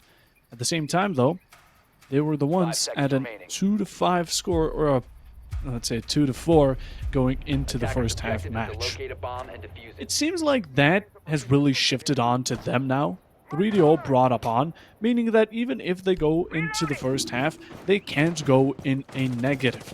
It's going to be either 3-3, 4-2, 5-1, or 6-0. It can go only up from here, and that's a really great way to start off. Now, if they find any more, it's going to be that much better for them, but it's only up to the ifs and the buts to do it. 2:30 on the clock, making their progress. Again, soft breach is open. Entropy, an interesting strategy, but if it works, you don't need to fix what's not broken. Yeah, it seems like they're trying to waste that utility for soft breaches. It worked in the first round, one floor stone gone. It's a beautiful way to use that soft breach to not have a hard breach taken out. There's not a lot of things to breach for that ace, so you want to have an ash charge or a floors to be used, but as you see, ace just brought soft breaches. Not a lot of effect there. Mute taking out XA, putting them one man up already. Not too much health dropped on the defense. Warden and Mira getting chased out of blue hallway very quickly. Rise Entropy find Zaytak, and Trixie taking out Disrupt. 5v2 already. Entropy they just have the upper hand on this map. They're better on this map overall. I don't know what Penta's doing at this point. I don't see Penta coming back from this 4 rounds in a row to be dismantled by Entropy like they're playing against a stack of bronzes that got the game 2 weeks ago is very insane. But no, Shizui finds Rise, and Trixie finds Sneaks, putting him again in a 1v3 situation, 1v4 situation, but he finds Trixie as well. It's going to be a 1v3. He's got to get in through storage, and I don't see him winning this. If he wins these gunfights, Entropy's done something majorly wrong. But with 3 people watching one door, unless they get far too greedy, as we've just seen from Mute, it's just not going to happen. But Mira takes out Shizui. Attackers have dropped the bomb diffuser. Not a lot to do for Penta here. Not a lot of winnable gunfights in the end. Clutch situations that are just not clutchable, and Entropy just overall rolling over Penta like they're not even worthy to be in this matchup. The number of times I've seen Entropy and Penta currently stuck in a 4v1 spot is still staggering to me. It is honestly quite a star-striking spot I'm in, because we constantly see Entropy. They have not changed a single bit, although they may have switched positions due to how Penta play, but that's just overall adaptation in the current state. Penta has been, throughout the entirety of this, just in a loss. They have always had a rough time, besides when they were downstairs, when they managed to bring it down to a 2v1, purely because of one breach that got Ace the double kill.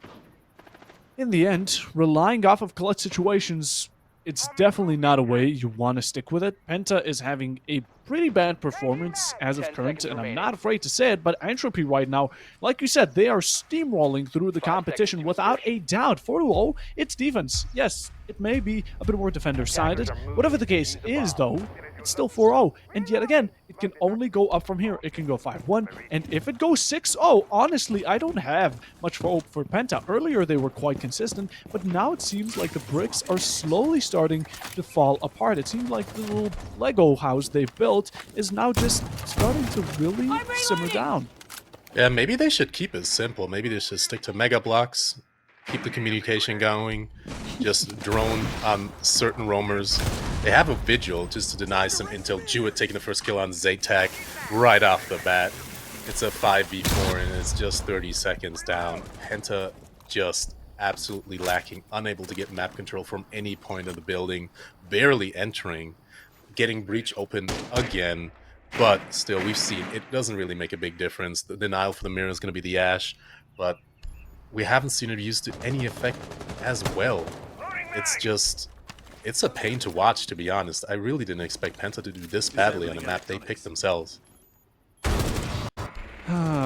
What I'm wondering is why they really don't focus on this backside. Right now they're going for it, and it's beautiful, but you don't drone out, you don't gain the information, and now your thermite is off the board. This backside holds such a strong position once you breach it and once you take it over that it shuts down some of the strategies that Entropy are incorporating, like this soft wall on the side of AT. But now with your thermite gone, you do trade it out for 2, and you take it into their own site. You've managed to regain a bunch of spots, but the diffuser is not yours to claim. You have the attackers completely lost, trying to find their way through. You're above the site, you have the verticality you've been fighting and struggling to get. The information is still not certain, and Ryzen just punishing you off of it currently. Gets the second 3v2 brought upon you, don't know where the vigil is, and the attackers are now just trying to make sense of what's currently happening.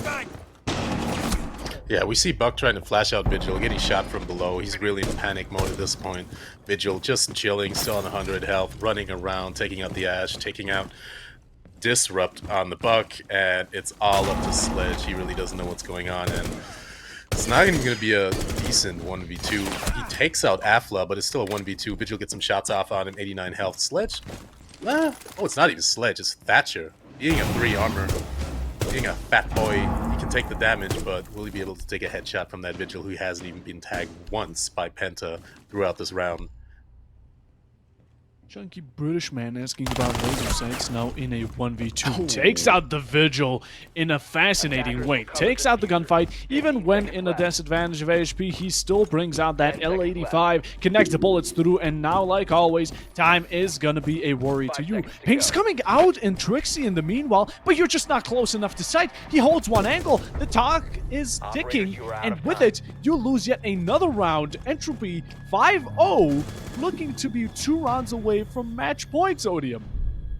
It's just shambles. Seeing Penta seems to be playing better as a single player than a team. Every single player that was left alive had a better performance than the team had together. Just managing to single out the Entropy operators from the intel alone.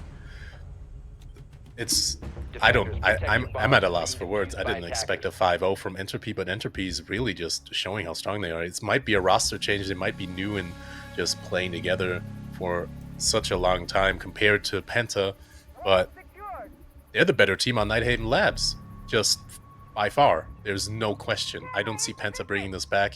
I'll be honest, I don't see a 7-0. There's still an attack around for Entropy in the play, but I don't see Penta winning this map at all at this point. We're gonna have to bite the bullet quite rough. It's a hard position they've put themselves in. 4-2, I would have been like acceptable of. 3-3, good for Penta, you name it. 5-0, or going to 5-1, or a possible 6-0.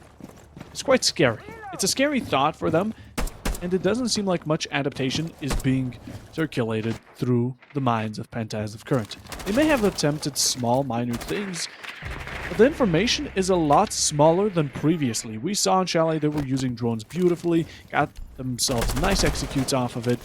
This time around, though, they're being a bit, I would say, lazy about it, although they did get themselves the pickup for the first. I think the word you're looking for is bad. They're just not playing well. They're bad. This is bad gameplay, bad team play. It's not just a skill issue, it's just an everything issue. It's like they've tied their hands behind their backs and decided to play with their feet.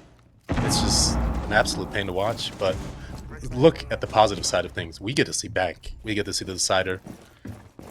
The most interesting map, especially for German teams to play on, there's always weird strats they pull out of Bank, and I can't wait to see it.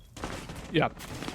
Already predicting that we're going over to Decider, and honestly, I can't blame you. Penta is really not showing much effort here, or strengths. of their team cooperation. Oh dear. Rise again. He has been absolutely popping off on his flank and just managed to gape through and find himself an opening onto Sneaks. The Jackal is going to be a great way of starting about it. Shisui, though, not standing, not allowing much of a comeback to reappear as Rise now off the board, leaving it out to Trixie and Becky, who do have no C4s on hand. Guns in hands, though, trying to find themselves some, but the HP is going to be at a loss of words. 115, slowly ticking down. They have a bunch of it. That's for Penta. Entropy, though, you didn't waste a lot of it, and at the same time, you've lost quite a bunch in the process. Yeah, you see, Entropy might be at a real big disadvantage, but they're staying cool. They're 5 rounds ahead at this point, and even if they lose it, they're still going to be 4 rounds ahead. Breach open, not a lot that Penta has to do to take this round, except for play it safely. But you see Shizui taking the second kill of the round. Still, everything up to Becky. Will he find the Buck? He does, but Buck also finds him with far more damage than he can sustain. Good round for Penta, I guess, but seeing the past few rounds, I don't know if this is enough to bring back momentum and to stop Entropy from really dominating this match. Round 7, we see the sides swap, so Penta on defense, it's their map as a pick. They decided to attack first. Let's see how confident they are on defense. Yeah, I was gonna mention, it's an okay round. In the end, the 4-1. It's a nice score. Nice numbers for them. Definitely stunts. But in the end, the fact that it took 5 rounds in a row for you to get a single one is a scam for you. You just took the worst deal possible and converted it into 5-1. Going into the second half now, you're on defense and you better make as much of it as you can, because if you don't, honestly, 2 rounds in a row right now, it goes to Entropy, and you can say sayonara to Nighthaven. Say hello to Bank, which, like you, I would love to see it. Bank is such a good map. I don't see it a lot, and I want to see it more. I miss it already. I haven't casted it for a bunch. And the decider's looking beautiful. And with the score that's currently leading us through, I think that's the direction we're slowly heading towards. And Entropy, now, seeing a bit of an operator pick that we have not seen the type of come out just as of yet, and that's going to be Becky with the Blitz. This is going to be disgusting. There's no Mira on Penta's side, so there's not a lot of defense they can have against the Blitz. There's going to be a Frost Trap under that rotate. It might be enough to bait Becky into it, but I don't think he'll be going for it. He'll be going for the doors. He'll be going for that blue take, I believe. Maybe. I don't see him entering that Frost mat. What's going to be very interesting to see is even if they do trade rounds, even if they go 1 round defense, 1 round offense, 1 round defense, it's still going to go towards Entropy. XC Penta taking out the first guy. Jewett, the ace, dying, but it's not enough to stop the hard breach. After all, they still have a Thermite. Redundancy is king here. And Afla, just watching flanks. He knows someone's in games. He's going to wait till the patience dies on them. And then he'll be able to take out that Frost, unless Frost anticipates him sneaking down into games. Blitz coming up, getting ready to rush, not Rafters, but Blue, as expected. He'll be on site very quick. If he manages to trade just 1 or 2 people, it'll be perfect for Blitz. And all we've got is Ash actually manually holding the flank. Bottom Blue. Pushing in quite strong. You already have Sight and Alpha, or not Alpha, Afla does get 1. Becky traded out in the meanwhile. Blitz now off the board, stepping into Sight and stepping into the coffin that was just made beautifully. With it is also going to be Trixie joining along 6 foot under, and it's all left down to Afla, to Rise, who only traded out for 1, but it's still 3 standing on Penta, and they all need to just hold on to 1 angle because this one-sided push is now officially completely shut off the board.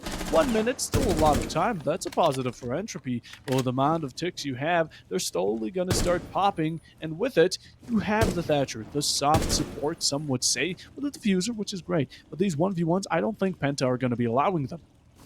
Yeah, I don't think Penta wants to lose any more rounds. They can't afford it. It's going to be a no-peak situation unless you see a lot of patience lost.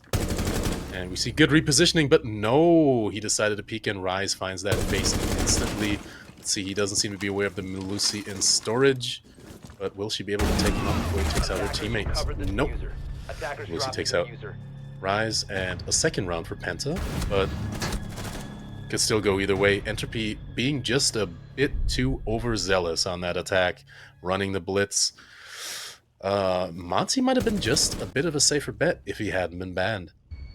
That is true. And I like seeing a tactical timeout. This is what teams don't really utilize.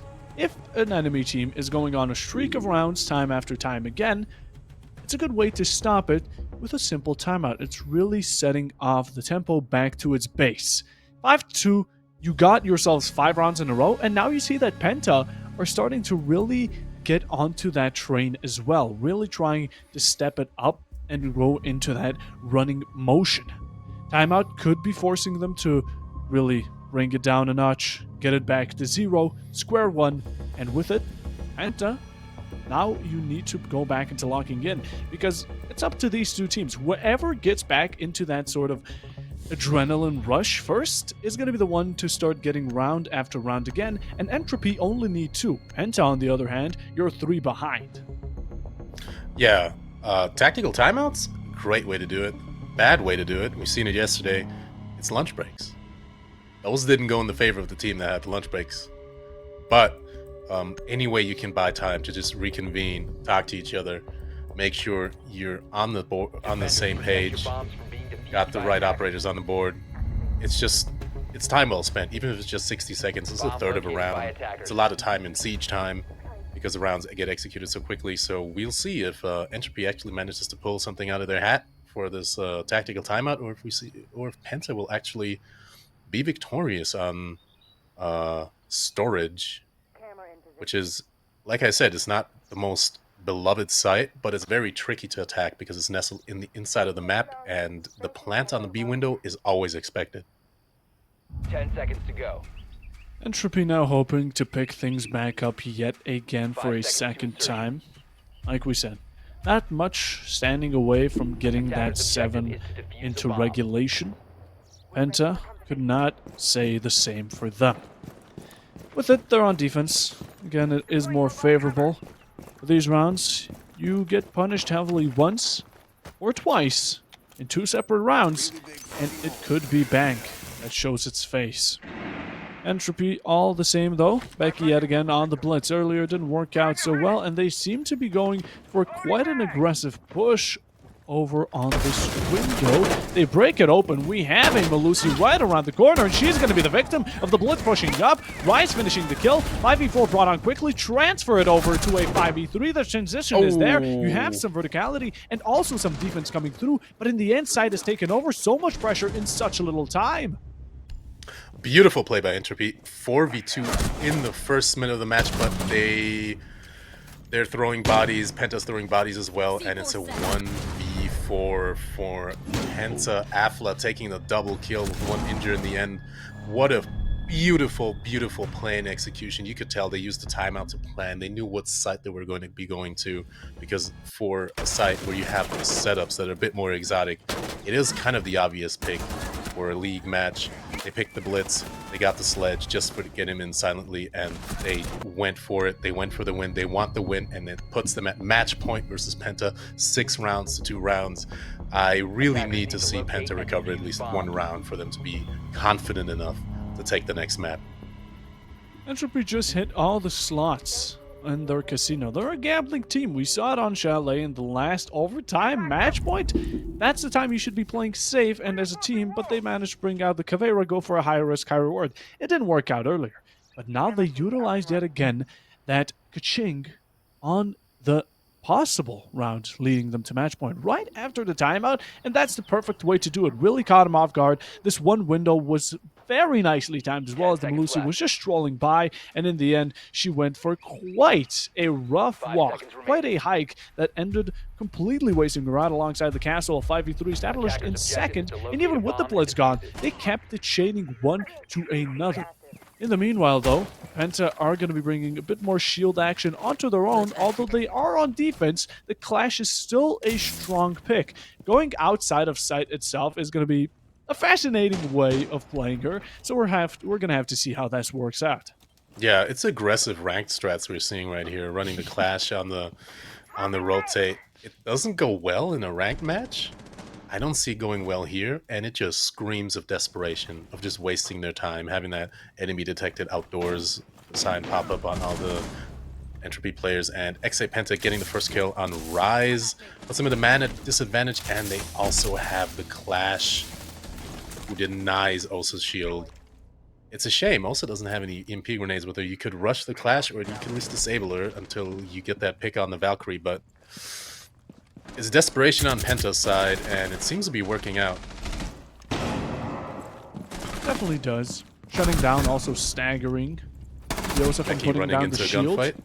Don't kills. sprint into a gunfight. Just it really didn't work out well. But here for Entropy going forward into it, they give them yet another one to pick for themselves. With the time remaining though, it's really just a waste of players here that Entropy is just completely dropping on.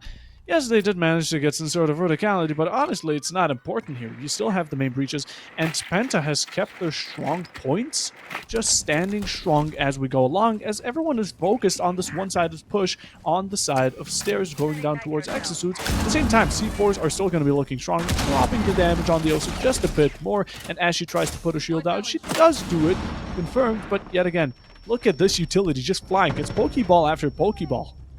Oh, wonderful shot there from Athla. I thought at first they might have missed her on the bandit, but he did rotate back to site. Clash still denying also from placing their second shield, but ooh, Shizui finding Athla. That living drone there with Clash, very important for Penta. They play off intel, and it seems like it's been just working out well for them. Shizui going for another pre-fire. No question about it, on a yellow ping. It's all up to Jewett. And Jewett will run from the Clash. He'll be saving his comp KD, just like the rank match this is. You fucking muppet! Once that ground is established... Oh, please don't let it happen. I thought the Claymore was going to connect onto the Osa. Once that groundwork is really established and you have a player over the enemy with a Clash on side, it shows how difficult it is to push through anything. They were forced to go upstairs, throwing bodies at the flankers. In the end, the flankers also managed to back up into sight. With it, just add the addition of now you have 3 players pushing down one set of stairs with a Clash holding you down, not allowing you to pull down those Osa shields. She put down one. It's a shame, though, that impacts exist. At the same time, the second one could not be confirmed. Nice shots did come out from Entropy and did pop a nice set of heads. But in the end, Penta definitely taking the advantage in this situation, although going into the 4th round or on defense, they don't seem to be sticking with the Clash for a second time. This is interesting. They might have just tried to break some momentum. We see Shizui actually picking up 14 kills. Very nice. It might be the hideous combination of a camo and an attachment skin he's had on Valkyrie that's given him luck, but very strong player in this match. Rise, 12 kills as well. But we've got to see something from Entropy now. They're at match point, and if they keep sticking to match point for 3 more rounds, it's going to be just an embarrassing repeat of the last match. Not a doubt. Again, Entropy, you have 3 more chances, 3 more shots at taking it over to bank. If you give Penta the option of going 6-6 with you, honestly, I'm going to be hands down disappointed. You've gotten yourself such a good base. Yes, we've mentioned the fact that, of course, you know, it's defender-sided, whatever, blah, blah, blah. There have been a bunch of mistakes from Penta.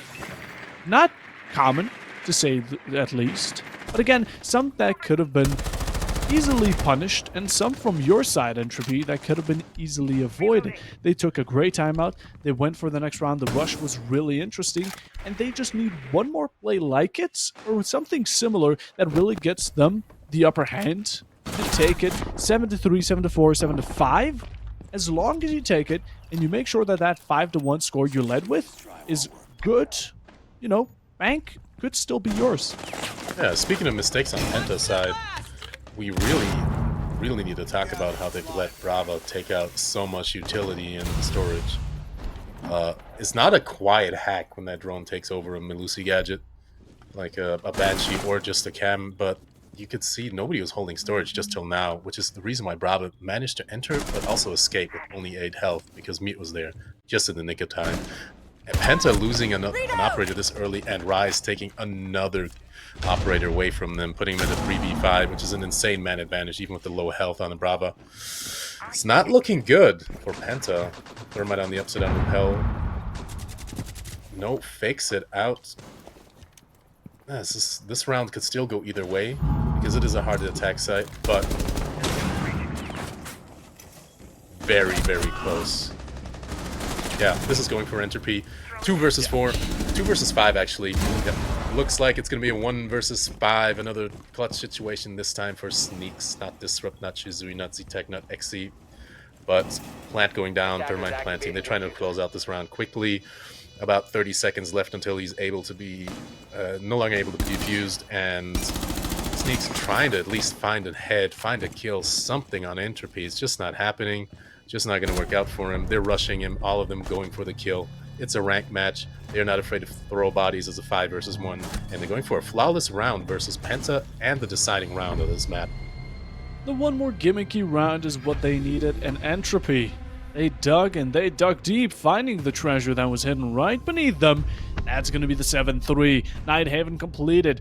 It's interesting how Penta took their map, and now Entropy took Penta's map. It's a weird exchange between these two teams, but it really shows that they're actually quite close to some degree, although this one was a bit more one-sided. It did not go overtime match point. It did not go 7-5. It went 7-3, and the very early stages really set up Entropy for victory. We still have Bank. Odium, are you excited for that one? I'm excited to see Bank. I'm not excited to see either team play as badly as it did in the first 2 maps. If Entropy does what they did on Chalet, it's going to be horrible to watch. And if Penta does what they did on Nighthaven Labs, I'm going to cry. But if both teams play badly, we've got some interesting banter. And if both teams play well, we're going to have an interesting overtime match. Maybe another 7-6, and it could go either way. So let's see what the community predicts. I think they're going to be predicting Entropy after this match, since it was very close on Chalet, and it was an absolute wipe on Nighthaven Labs. Penta didn't stand a single chance, and all the rounds they won, you could just put it up to pure luck. Whatever you put it to, we have to take a bit of a break like earlier, but don't go away just yet. Stay tuned, because the decider is around us. The possibly best map, or possibly worst, whatever it could be, it's either going to be a great laugh or it's going to be a lot of packed up action. Stay here, as we will be back with you shortly.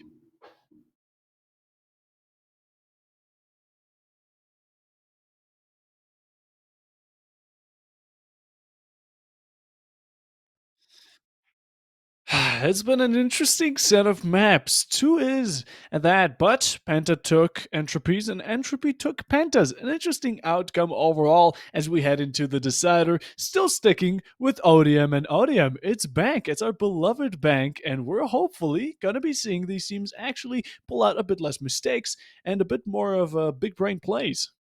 Yeah, I'm excited to see Bank. I always love it. You get that late roam flank. You have the time waste of clearing the top floor. We'll see some Damus action, some good Jackal plays. You need teamwork to attack that map, and you also need a strong team defense to defend it across multiple floors, because you can't just hunker down in cache or in vault and just wait for the attackers to come. You give them too much time, you give them too much quarter, there's not going to be a win on defense. So it could go either way. We've seen both teams play decently in the last 2 maps. We've seen Penta not play decently in the last map. In the first map they did. Last map, Penta absolutely, I'm for a loss of words, is a very poor performance. So we're going to be hoping for a better performance from Penta, maybe take it to overtime, or let's see if Entropy is just going to walk right all over them like they did on Nighthaven Labs. Both of these teams went through their studies on each other, and now it's all up to what they've learned from the past 2 maps. Going into the decider, it surely should be close, although Entropy with their map being taken over by Penta with a 7-8, and Entropy taking Penta's map with a 7-3. It's looking like they got a bit of a head start. Now going on to map, it's a different one, and of course with it, it's Bank. It's a big map, it's a huge map, probably the biggest out there, which is going to change up how these players want to go about it. But in the meanwhile, let's have a look at these bans. It's going to be the Brava, and it's going to be Ying, which I do believe we predicted this. Yeah. We read them like a book. Look at that Mira ban coming up next. Look at it. It's It's going to be there. for It's sure. going to be either for the attackers or the defenders, but I'm going to assume it's for the attackers. They might go for a Cade, though. If they're smart, they're going to go for Cade, maybe a Vigil, just something that's going to save them some time, some utility. But, yep, there we go. There it is. They're being a bit smarter, going for that Cade, but it's also very default. It's also very ranked. So, let's see. I'd say it's safe. I think it's very really it's safe. Since they can play a Maestro uncontested, I'm gonna see Mira leaving on this ban. It's gotta be Mira. Oh, And it's gonna be Fenrir. What? Interesting. Well, it's even more ranked than expected. That's honestly Nanos. That is not a skill issue. That is a skill issue on the side of the players. Do not blame us. You know, okay? banning Fenrir at this point in the game, you have operators that are just more annoying, in my opinion, and that would be a Capcan and a Legion. Legion, after his rework, you could say, stepping into goo and doing damage. Capcan stepping into a trap that's just randomly placed on the other side of the map. A bit more annoying than a Fenrir, at least for casual play, at least for ranked play. For league play, I see Fenrir. It's a decent ban. It denies complete lines of sight, especially since Brava's banned. They banned Brava and they made sure the attackers won't be picking Fenrir on their defense. But I don't see him being utilized very well here unless to aid the roamers. And as such, I wouldn't have banned him as a defender side. I love playing Fenrir on top floor. It will really put a wrench to the works of any Jackal pushing, because you might have intel on somebody. If you're blind, there's nothing you can do. So I understand the ban. I wasn't predicting it well. Yeah, I would have even overseen the Goyo being banned before the Fenrir. Fenrir isn't necessarily utilized on bank, not too much, especially because on the downside side, there's just better picks, like the so-called Goyo, who's now on the board. And I mean, well, a small peak brought upon Disrupt takes off a bit of damage, but nothing too major, as we are going to be seeing the opening on to Thusan, who is... Are we going to have a sub come in?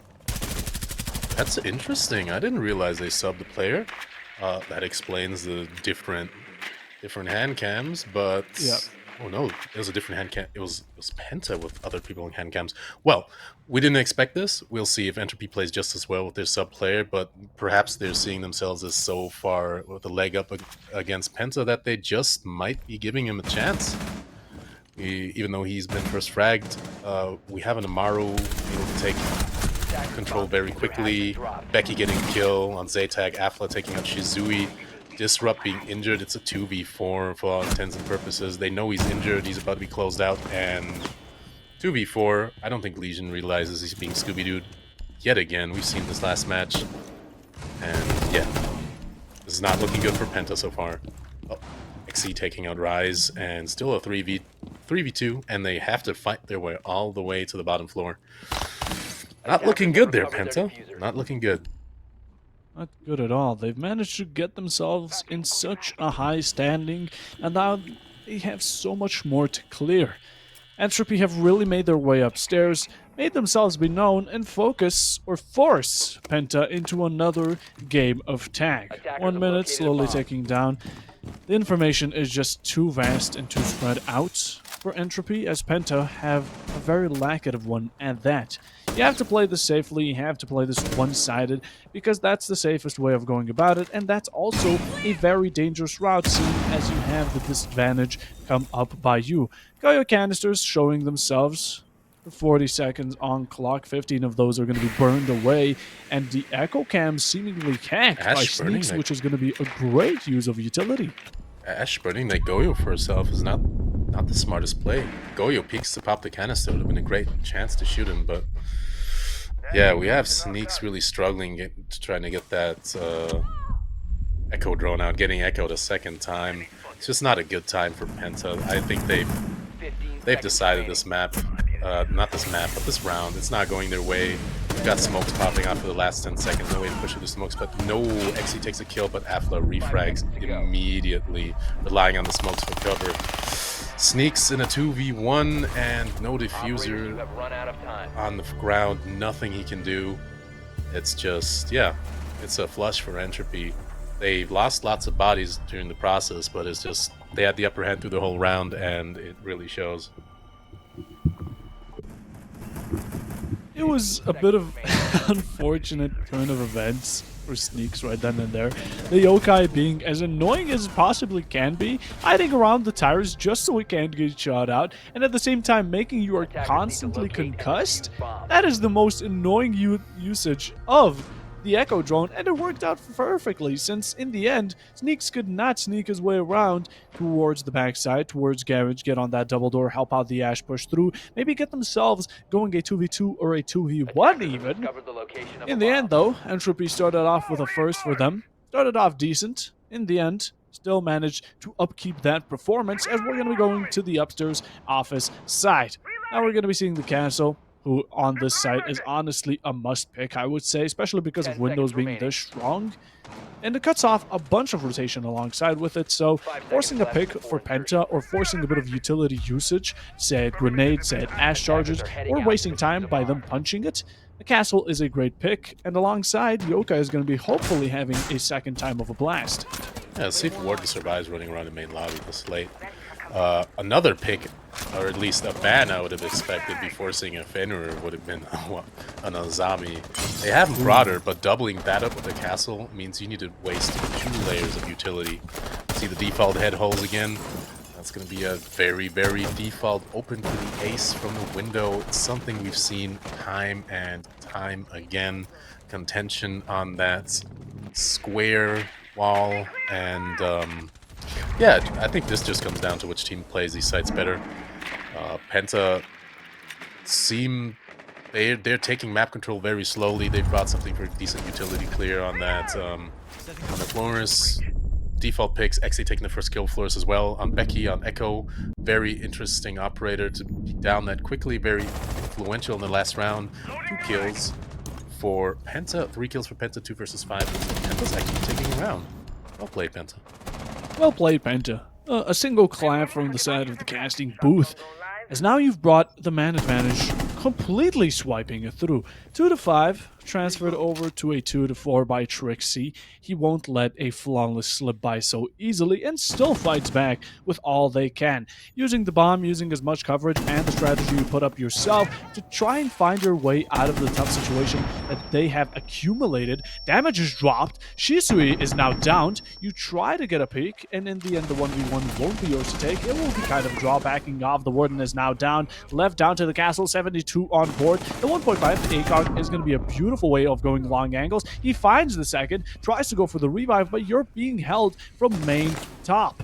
This is going to be a difficult gunfight to ensue, and the plan's now completely confirmed. You don't have the time to go about it. So many rotations left to right. HP not looking too good for Penta, as they are losing grip of the situation. Trixie with a triple could be looking for the ace. He needs to get Affla up, but it's those 30 seconds counting down that are going to be dangerous. Yeah, this could go either way. This is Penta throwing around so far. Lucky wallbang on IQ might be the deciding factor, but no, she misses her shot on the castle. He has intel on her now. Shizui taking out Affla, and Trixie finds Zaytag's bullets and sending him directly to the Netherrealm. It's not well played on either team, I've got to admit it. An Azami would have turned this site around far better for Entropy, especially just providing a bit more cover in the middle of the site. Castle had to walk between 2 head holes, and he was really lucky not to get shot off them. Yeah, like you said, there's a single clap, and yeah, give it to him. A single clap, there it is. 1-1. Equalized, and I do like that these teams, at the very start at least, of course this could change to a completely one-sided game following through, but as of current, they're keeping it very close. Both of these rounds have been a 2v1, a 2v2, you name it, and it has been down to the wire, with the last 5-10 seconds in the first round being really essential, and right now the post-plant coming along. I think this is a good performance, really evening out that both of these teams have adapted, and now they're trying to overcome with an equal force from both sides. Although, round 3 coming around the corner, going upstairs, and a bit of a switch from the side of Entropy as they switch out the Warden for a Mirror. Mira's an interesting pick. I mean, Ashe has been a mainstay on any attack so far for all matches. Probably for the Mira, but since Mira's not banned and it just provides a great line of sight and intel, especially for late planted out and paired with the Wamai, it's good. It could turn it around for Entropy. I would still love to see an Azami. It's just a safer pick, more beneficial to every position in the site, but it's not magic they're working here. It's just adapting to what Penta did, and I think probably adapting pretty well. Yeah, I'm surprised as well that they're not really bringing out the Azami, considering that they have a castle. The Azami being basically an upgrade to the castle, I see why not use it. It's there, just like the floors that's being used by Penta, just like the Mira that you picked for yourself, purely because it's a strong operator on this map. It's really useful, and there's a reason for it, so why not pick it up if possible? Of course, I would understand if it was a Monty situation. Not all teams are really enjoying the shields, but that's a completely different way of playing an operator. With Azami, you still have guns, you just have different gadgets, so there's not much comparability to be included there. In the meanwhile, though, not much picks have been picked up, and just as I said, Rise scoops up one, and that's going to be the opening for the side of Entropy. We see Entropy, they know when to pick their fights. We've seen one on Cams using that EMP to great effect. Frost, instead of challenging the gunfight, knowing when to dip out a square, getting a kill on Exy right now, just talking about it. Wonderful gameplay. That shot that Rise had on, I believe it was Exy, was beautiful as well. Put Penta to do a 1v5 again. What do we say about 1v5 situations? We didn't want to see it. Let's call it a 1v4. Frost is injured, but as soon as she gets picked up, it's gonna be that bingo card stamp. It's not looking good for Penta on this round. It's neck and neck so far, but if Entropy keeps adapting so well, there'll be just a leg up on Penta throughout the match, and looks like it'll take it. Rise taking the last kill there on the Grim. Grim not utilized at all. Would have been beautiful to see him to take stock, push out that Wamai far earlier, but just not effective use of the operator, not an effective attack, and just Penta crumbling against Entropy once again. Not a clue what Penta was thinking there. I mean, he had basically enough information to see that there were footholes leading up to Janitor. He had a mirror to the left. What do we do? Well, the floor basically jumps into certain death, and alongside him, albeit they do have square, they also have flanks to cover. They also have Janitor hallway to watch. They also have a breach to establish, and they do a half at it while there. They just don't watch out for the flanks. You have a player dead, set up a drone, throw it down, have him watch it. With it, they didn't consider it, or maybe it was just bad timing. I'm not too sure. Didn't get 100% of accuracy on what the situation was, but that's what it seemed like to me. And with it, also followed a double kill from Afla. It's just the communication we've seen from Penta on Chalet is not there. It's I don't know what Flores is thinking either, walking into those footholes, dying to the Frost. I mean, they're German teams, but unless he's from Switzerland, it's gonna be his best bet for euthanasia to get himself killed. So yeah, it's just weird for Penta to do it. We're seeing the Amaru again. Yeah. Yeah, it's we see Disrupt on Amaru, which is, it's interesting to take site stairs very quickly, but I just don't see the map control being that important on Alphas. It's, you could rappel in with any other operator. Hot breach gadgets are in play, but it's default attackers and default defenders. It could go either way so far, and yeah, Rise dying from a rappel. To be expected, to be honest, if you're sitting in ATMs that late in the game, but yeah, well, it's gonna go for Penta this round. It's gonna go for Entropy next round. It's gonna go into overtime. Let's see it happen. See it happen. Let's see what time will foretell us, as I wouldn't say it's necessarily certain, but it's definitely leaning in towards that direction. They get the phone call in, definitely making sure that that gadget, that any type of information you've gained from those external operators like the Echo and maybe main cams themselves are hacked. It's yours. A weird repel from Exa just going in to check on the bottom main. A risky one of that if you did get caught lacking while doing the action of the repel. Whatever the case may be, you managed to clear out an extra set of prints, And in the meanwhile, open area seems to be your next plan of going about it, but just running into the bullets, a double kill out of nowhere. Entropy now standing on business, and they get themselves the 4-3 going, and they keep open area. The aggression is there, and I do not know what the San is doing. He just keeps on peeking and peeking, completely peeking his head into bullet after bullet, as Afla is going to be delivering his onto Disrupt. It doesn't look like the substitute on Entropy's side is really bringing anything to the table. Losing Doc that early into the round with still a minute left. It's not a good play, but it's still a one man up on Entropy's side, and it's the mainstay team. We got Zaytak and Sneaks versus Becky, Trixie, and Afla. 3 strong players versus 1 strong player, and Sneaks not really performing this well on the map so far. So could go for Entropy. They could be 2 rounds up. Let's see. Might get interesting. Might be a fast closeout, 30 seconds on the clock, but Diffuser is on the attacker's side. A stealthy drop in gold might be the play, but I really don't see Penta taking this round. It's far too hard, especially with Goyo and Echo in play. It's very improbable, honestly. I agree with you. 10 seconds, slowly counting down. You need to push for this main stairs as it gets smoked out. The Dokkaebi now forcibly shut out. The Twitch exposes herself, and she's not able to land a single bullet of the F2, which is such a strong gun. But in the end, it's going to be Becky with a double kill. The secondary is all he needs to finish the job. A flick to the left, and one more to finish it up and get the defense, yet another round. A 3-1 being established, and my English being as broken as ever.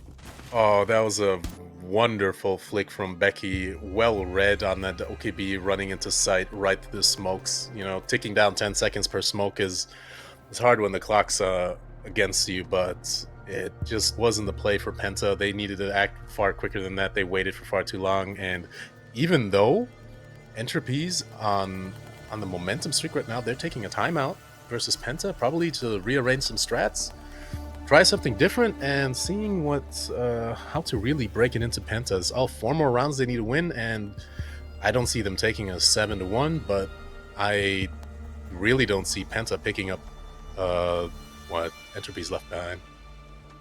All can change in due time. Just like we've seen it earlier, Penta did manage to get some rounds back, although with a 5-1 score on Nighthaven, it was just too tough of a burden to handle. And Entropy, they did somewhat of a similar situation on Chalet, had a bit of a rougher start, picked it back up, started climbing those ranks, and got themselves a 7-8 score, which isn't too bad at all, seeing as how they started off. But now they're starting off good, and they don't need to really get to that climbing action to begin with, as they're already at the peak, just waiting for Penta to get their hiking gear on and follow along as the 3-1 established. They've gotten themselves basically the first half match established. It's going to be a draw, or it's either going to be better for them, and it can only go up from here, as now seems like Entropy really start working with use whatever we have to our strengths and use it good, because the Azami makes an appearance for, I believe, to be the first time.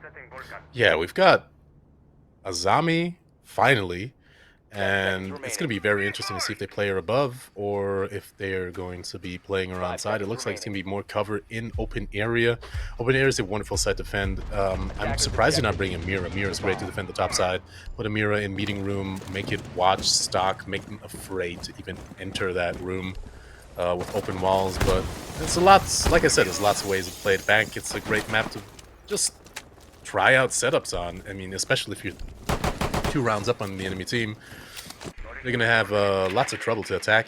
Goyo wasting time again. No smoke this time. They brought a Warden, anticipating smokes on the attacker side, but attackers, they've brought lots of flashbangs. Might be beneficial, might not, and we'll see what the defense holds for Entropy.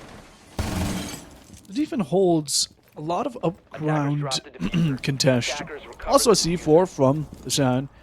Could be an interesting way of going about it. You see the barrel, but you don't see the Goyo, and a late notice comes through, but the flick is great. The second one followed up, and with it a double kill is established. The 5v3 brought upon yet again Penta. They have to keep it up this time around, though, as Doc Ryzen, you do get a bit of HP dropped. In the meanwhile, those stims are looking fine. Becky taking a very risky approach, as he does straight out that so-called aggressive play for a drone, but he tries to or go and have a second look at it, holds it very close and tight. We have upstairs contention, while site is very unprotected. Yeah, the question is, does PENTA even know if site's unprotected? They're still clearing top floor, finding the dock, almost tagging him out. 30 health on him, he's healing himself, and gets injured from the lobby rappel. Ah, what a shame, what a shame. Another round going towards PENTA, but Entropy's still ahead. Becky taking out Exy on those footholds, on the floor holes, and it's a 3v2, very winnable for Entropy still. If PENTA crumbles, it might be another Entropy round. If Entropy wins this, I don't see PENTA holding any composure. It's going to be very, very hard for the team to stick together and, you know, stay serious after losing this. For 3 out of the 5 players, it's 1 bullet to finish the job, and it's really the first one to make it count. Becky now around the corner, and he's going to be getting the first. A triple brought on, as well as the diffuser being dropped upstairs. It's a good position you've gotten yourself under, especially with the time that remains. Now Entropy with a 3-1, with a 2v2 brought alongside PENTA being forced to go upstairs, pick up the diffuser, force Becky out of the situation because you have no clue where this Jaeger is. You expect him to be in the corner, but the information just isn't certain. The shots come out. He's playing it very sneakily. He's waiting for the right opportunity as he gets it down to the bucket. Does he finish the second? Yes, he does. And it's going to be an ace for Becky. A beautiful one at that. Just hiding and sneaking, weaseling his way to the main stairs and managing to completely switch it up as Entropy yet again confirm another round for themselves. 4-1. That is 11 amazing. HP ace on the Jaeger because the comms on PENTA's side just weren't there. They knew he was sitting on diffuser. They knew they had to do something, and they definitely had enough time to bait him out of that corner, to pre-fire everything. But no, they let themselves get baited. It's such a shame. It's such a shame. I said if they lose this, it's gonna be real. It's gonna be a flush for Entropy now. PENTA's gonna have to work hard to come from this mentally, especially because this is just—it's not just a bad gameplay and bad team play at this point. It's yeah, it's embarrassing. To some degree. But Bringing a mirror top floor though. exactly. 10 seconds remaining. That's, again, Entropy really use the strengths of these characters. Although PENTA, you have a lot of picks, options, so much availabilities here. Like the Monty, the Dokkaebi. Yet again, maybe for the Monty, I understand that it may not be comfortable. But in the meta we're in, if you could get used to it, it would be exceptionally strong. And alongside the Dokkaebi, you've used it earlier, and each time you've picked up some sort of intel that led you to a bit more of a favorable position for yourself. At the same time, Entropy isn't necessarily... She doesn't rock bad guns. The MK14 is absolutely great to work with. The SMG12 is an astounding secondary, especially on the side of console. For PC, it may be a bit harder to control, but in the competitive scene, it shouldn't be a problem. Entropy, yet again, playing these really weasel-ish situations as the first pop is brought along them, the first bit, but traded out instantly by Afla. Izan dying first again. This is going to be a topic of discussion on Entropy's side, but it doesn't seem like their team's really falling around it. He's Frost, he's got his utility down. It's not a lot lost. Most that the operator can bring to the table is brought to the table. I agree with the Dokkaebi. Dokkaebi's great for denying intel, but we're not really seeing Valkyrie run, which is interesting. Entropy one man up already. Exy being taken out, Sneaks being taken out. Shizui still alive. One of the stronger players on the team. Disrupt still not performing. Going 0-5. It's time for him to turn it around. I know he can do it. He's played very well the past 2 matches. They've all played very well, but to get one up on Entropy, they really, really need to do something different than what they've been doing so far. Honestly, both of these teams seem to be relying on their top 2 frangers, which, by formula, you have the 2 frangers, the flanks, and the supports. It should work, and it seems to be, as Entropy do have a bit better of a fragging aroma sticking around them, that aura sticking just all the way through, with 4 rounds being theirs. and one being led over to PENTA. Now going over to the last one before the role swap, it could be very exceptional how they want to play about it. As Afla, we see coming out from below, Rise coming out for a second as he finishes Disrupt, and yet again Zitak, a 1v4, a 1vx brought upon them for like the third time. It's just not looking good as he tries to get 1v1s. The information by the proximity is going to be quite a hurdle to get around as you try to cut off some rotations, but yet again, they're expecting you around every corner as you expect them. Coming out from below, though, the Karatis is going to be the secondary pick, and playing it very cockily, just throwing bodies time after time again. You are contested by just too many angles to fight against, and the 5-1 is officially on the board. What I have to respect the teams for, so far, no tactical teabags. We're not seeing any of that. Usually we see teams, they're a bit more disrespectful to each other, so they've been very respectful. I don't know, I haven't looked into the match chat. I haven't seen any weird things in the match chat yet. So they're taking it in strides. They know they're actually equals on paper, but they just have to perform. They have to manage to take the rounds back. We're Penta on defense now. We've had the 6 attacking rounds from them. Maybe they'll be able to turn it around. Maybe we're going to see another overtime, as we've seen on Chalet. But the way they've been playing, it's not been going their way. It's sloppy. They've lost comms. We've seen great comms and great droning on Chalet. It was nowhere to be seen on the attack. So I hope they'll bring it back on defense. They don't have any Valkyrie. They don't have a lot of info, but they're also bringing a bit more of a default setup with a Tubarão and a Bandit. Not going to be trying to trick that breach, but they're going to try to keep Entropy off the breach for long enough just to waste more time than Entropy's been able to do. So it could go either way. Entropy with the 0 on attack and the neck just for denying that last bit of intel they have. It's going to be very interesting to see if that works out for them. Games today showed how strong Entropy is purely because of the only time I've asked myself what the thought process behind their plays was in the first 6 rounds overall of the first map. After that, it has only been stockpiling up for them. Charts have been just rocking, and with it, they've been winning round after round. And even though on Chalet it wasn't theirs, they brought it close. They brought it 1 round away from victory. On Nighthaven, they swiped. And on Bank, they are doing the exact same as Afla is just proving to continue my point as he takes out Shisui, which is going to be the castle. It's not the best to take out of the operators that are available, but it's still a man down. It's still guns less for Penta, which is what you've been looking for and what you've been securing throughout the entirety of Bank. Yeah, it's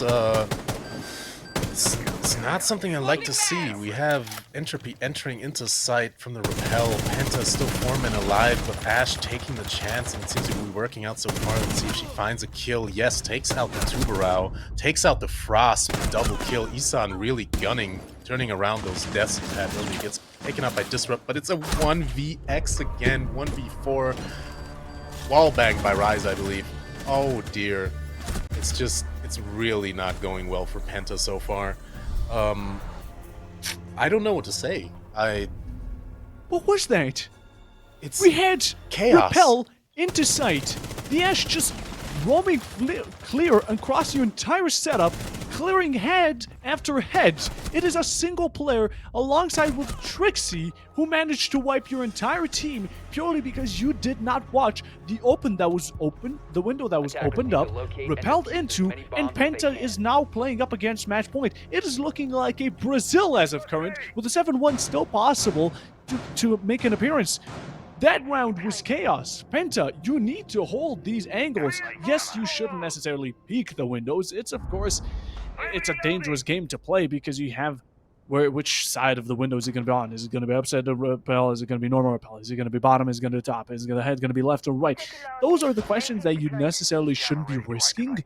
But someone on banana hallway, someone just looking, making sure, or some sort of intel, a proximity, put it down. Lucy, a Fenrir, or actually Fenrir's fan, but you know what I mean. Some sort of information.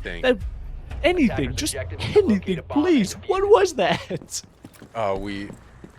I didn't expect Penta to not at least bring back 2 more rounds. Oh my god. Oh my god. Shizui opening up, taking out Izan on the spawn peak. He's just a bit too confident after those 2 kills.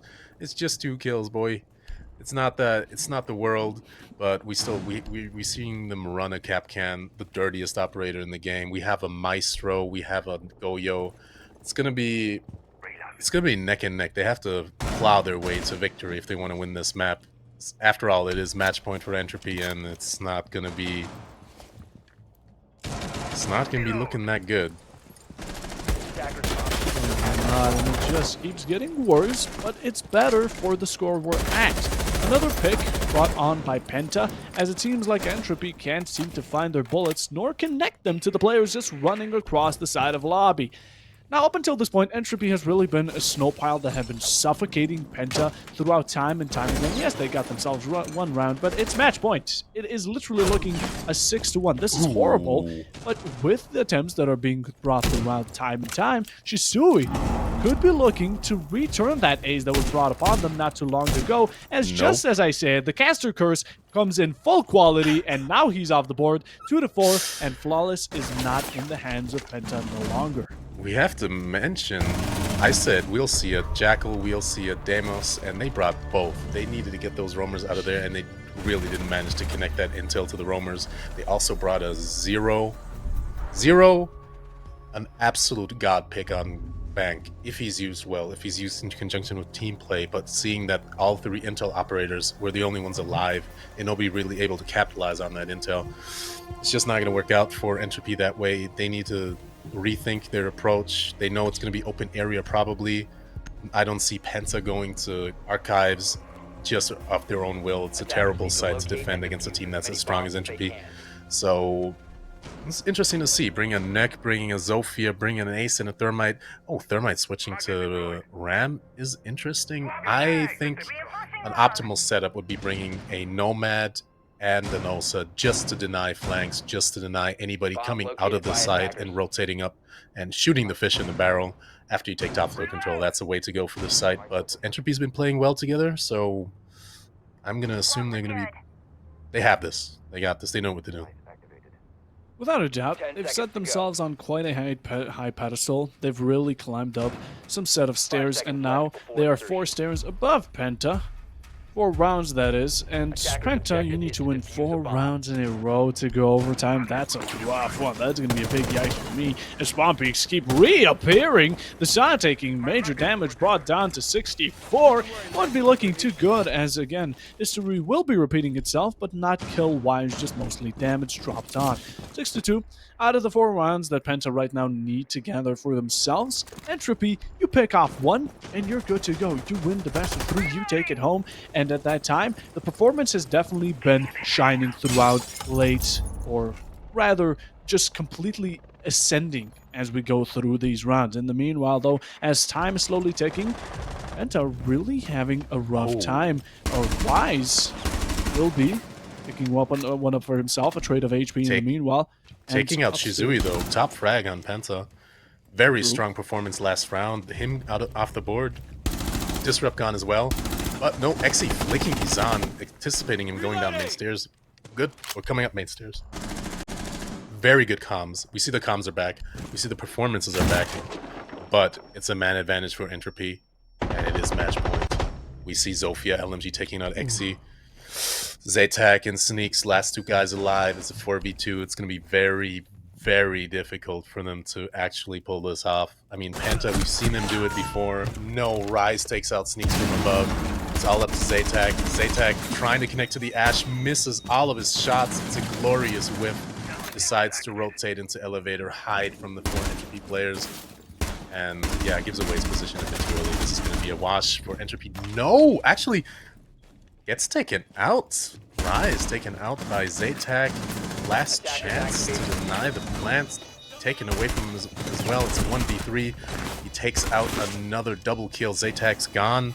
And Becky and Trixie about to descend on Zaytak. It's interesting. A clash is close. Fight between these players. But again, the crossfire does show itself. Becky, seeing the opportunity of the Izami walking into your lines of sight, you keep on spraying and praying, and that prayer gets all through. With it, it's going to be 3-2, or it's going to be 7-3. alongside a 2-1 brought onto Entropy as they managed to keep up that statistic of them having the victories. Oh, it's even worse. It's 7-2 actually. My Oh bad. dear. I was hoping for a bit better. I was hoping for that it was going to be at least close to Nighthaven. It was worse, and Bank definitely showed it through with it. Entropy, they're keeping up that score. And in the past, in the present, Penta has only won one match against them, while Entropy are going to be now switching it over from a 3 to a 4. Yeah, this is an interesting match to watch. I didn't expect Entropy to have such an upper hand, but Penta really crumbling against the pressure from Entropy. Entropy took up momentum after Chalet, the Nighthaven Labs match. Not the best showing at Penta, and it seems their weaknesses they went throughout the Bank match is just better team play from Entropy. There's some mistakes on both sides, but Entropy they just had the upper hand throughout the whole match. It was a rough watch. It was a bit of a rough one at the end, but Entropy, they were great at it. Bank was theirs. And in the meanwhile, let's take a look at our brackets that we have in stage number 1 of the ESA Cup. Seeing now that Entropy has moved up and Penta has moved down, they still have some chances to get themselves back up, to get themselves to the qualifications. But yet again, you have to play against some teams that you haven't done yet, and hopefully you'll be able to stick through. Wishing Penta the best of luck as Entropy. They're 1-0, and I think that's just going to be that much of a better position to start off with. It's going to be interesting. It gets matched up against Penta. Now, taking a look at the matches that will be happening on Monday, it's going to be Molotov Gang versus Leonard's Defense League. An interesting name from both of these. I think hopefully I voted for Molotov. That is I'm going to be honest. I'll call this Yeah. LDL wins this match. I've seen No, both surely teams not. play. Surely LDL will wipe Molotov Gang off the map. Molotov played very well. They had some interesting setups, but I've seen LDL play in RSX League, for example, undefeated. They've taken out Penta, they've taken out Entropy, they without just not even close. So very strong team, very interesting match to see if Molotov Gang has something special in the plan to defeat LDL. I'll be making sure that if they lose, if LDL lose, I'm gonna make sure to let you know that you caster cursed them. Okay, you were the ones who brought up down the downfall Bad of mojo. LDL. Oh, the magic of the casters. It's quite horrifying. We can't control it.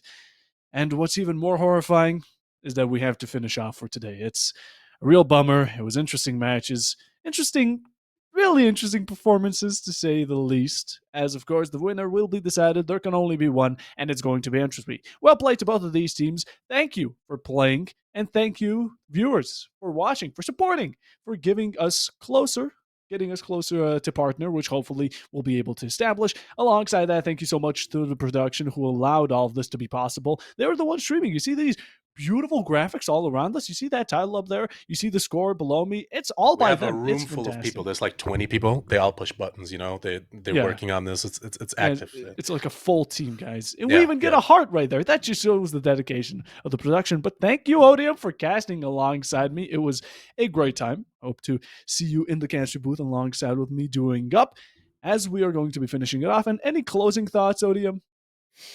Well, Penta better step up their game. It was not a good performance.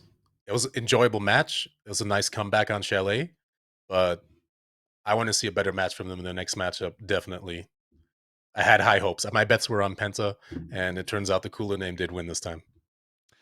I gotta stick with a cool name. That's why I'm also sticking with Molotov. But we're gonna have to see that and reserve it for Monday. You better be there when it happens. Monday? Be I there don't or know. be square.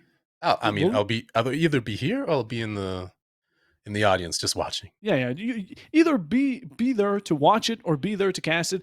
All of you who are watching right now, you also better stick by because it's gonna be awesome. With it though, we're gonna have to let you go and to not waste any more of your time. We hope you have a great, and we mean great, rest of your day.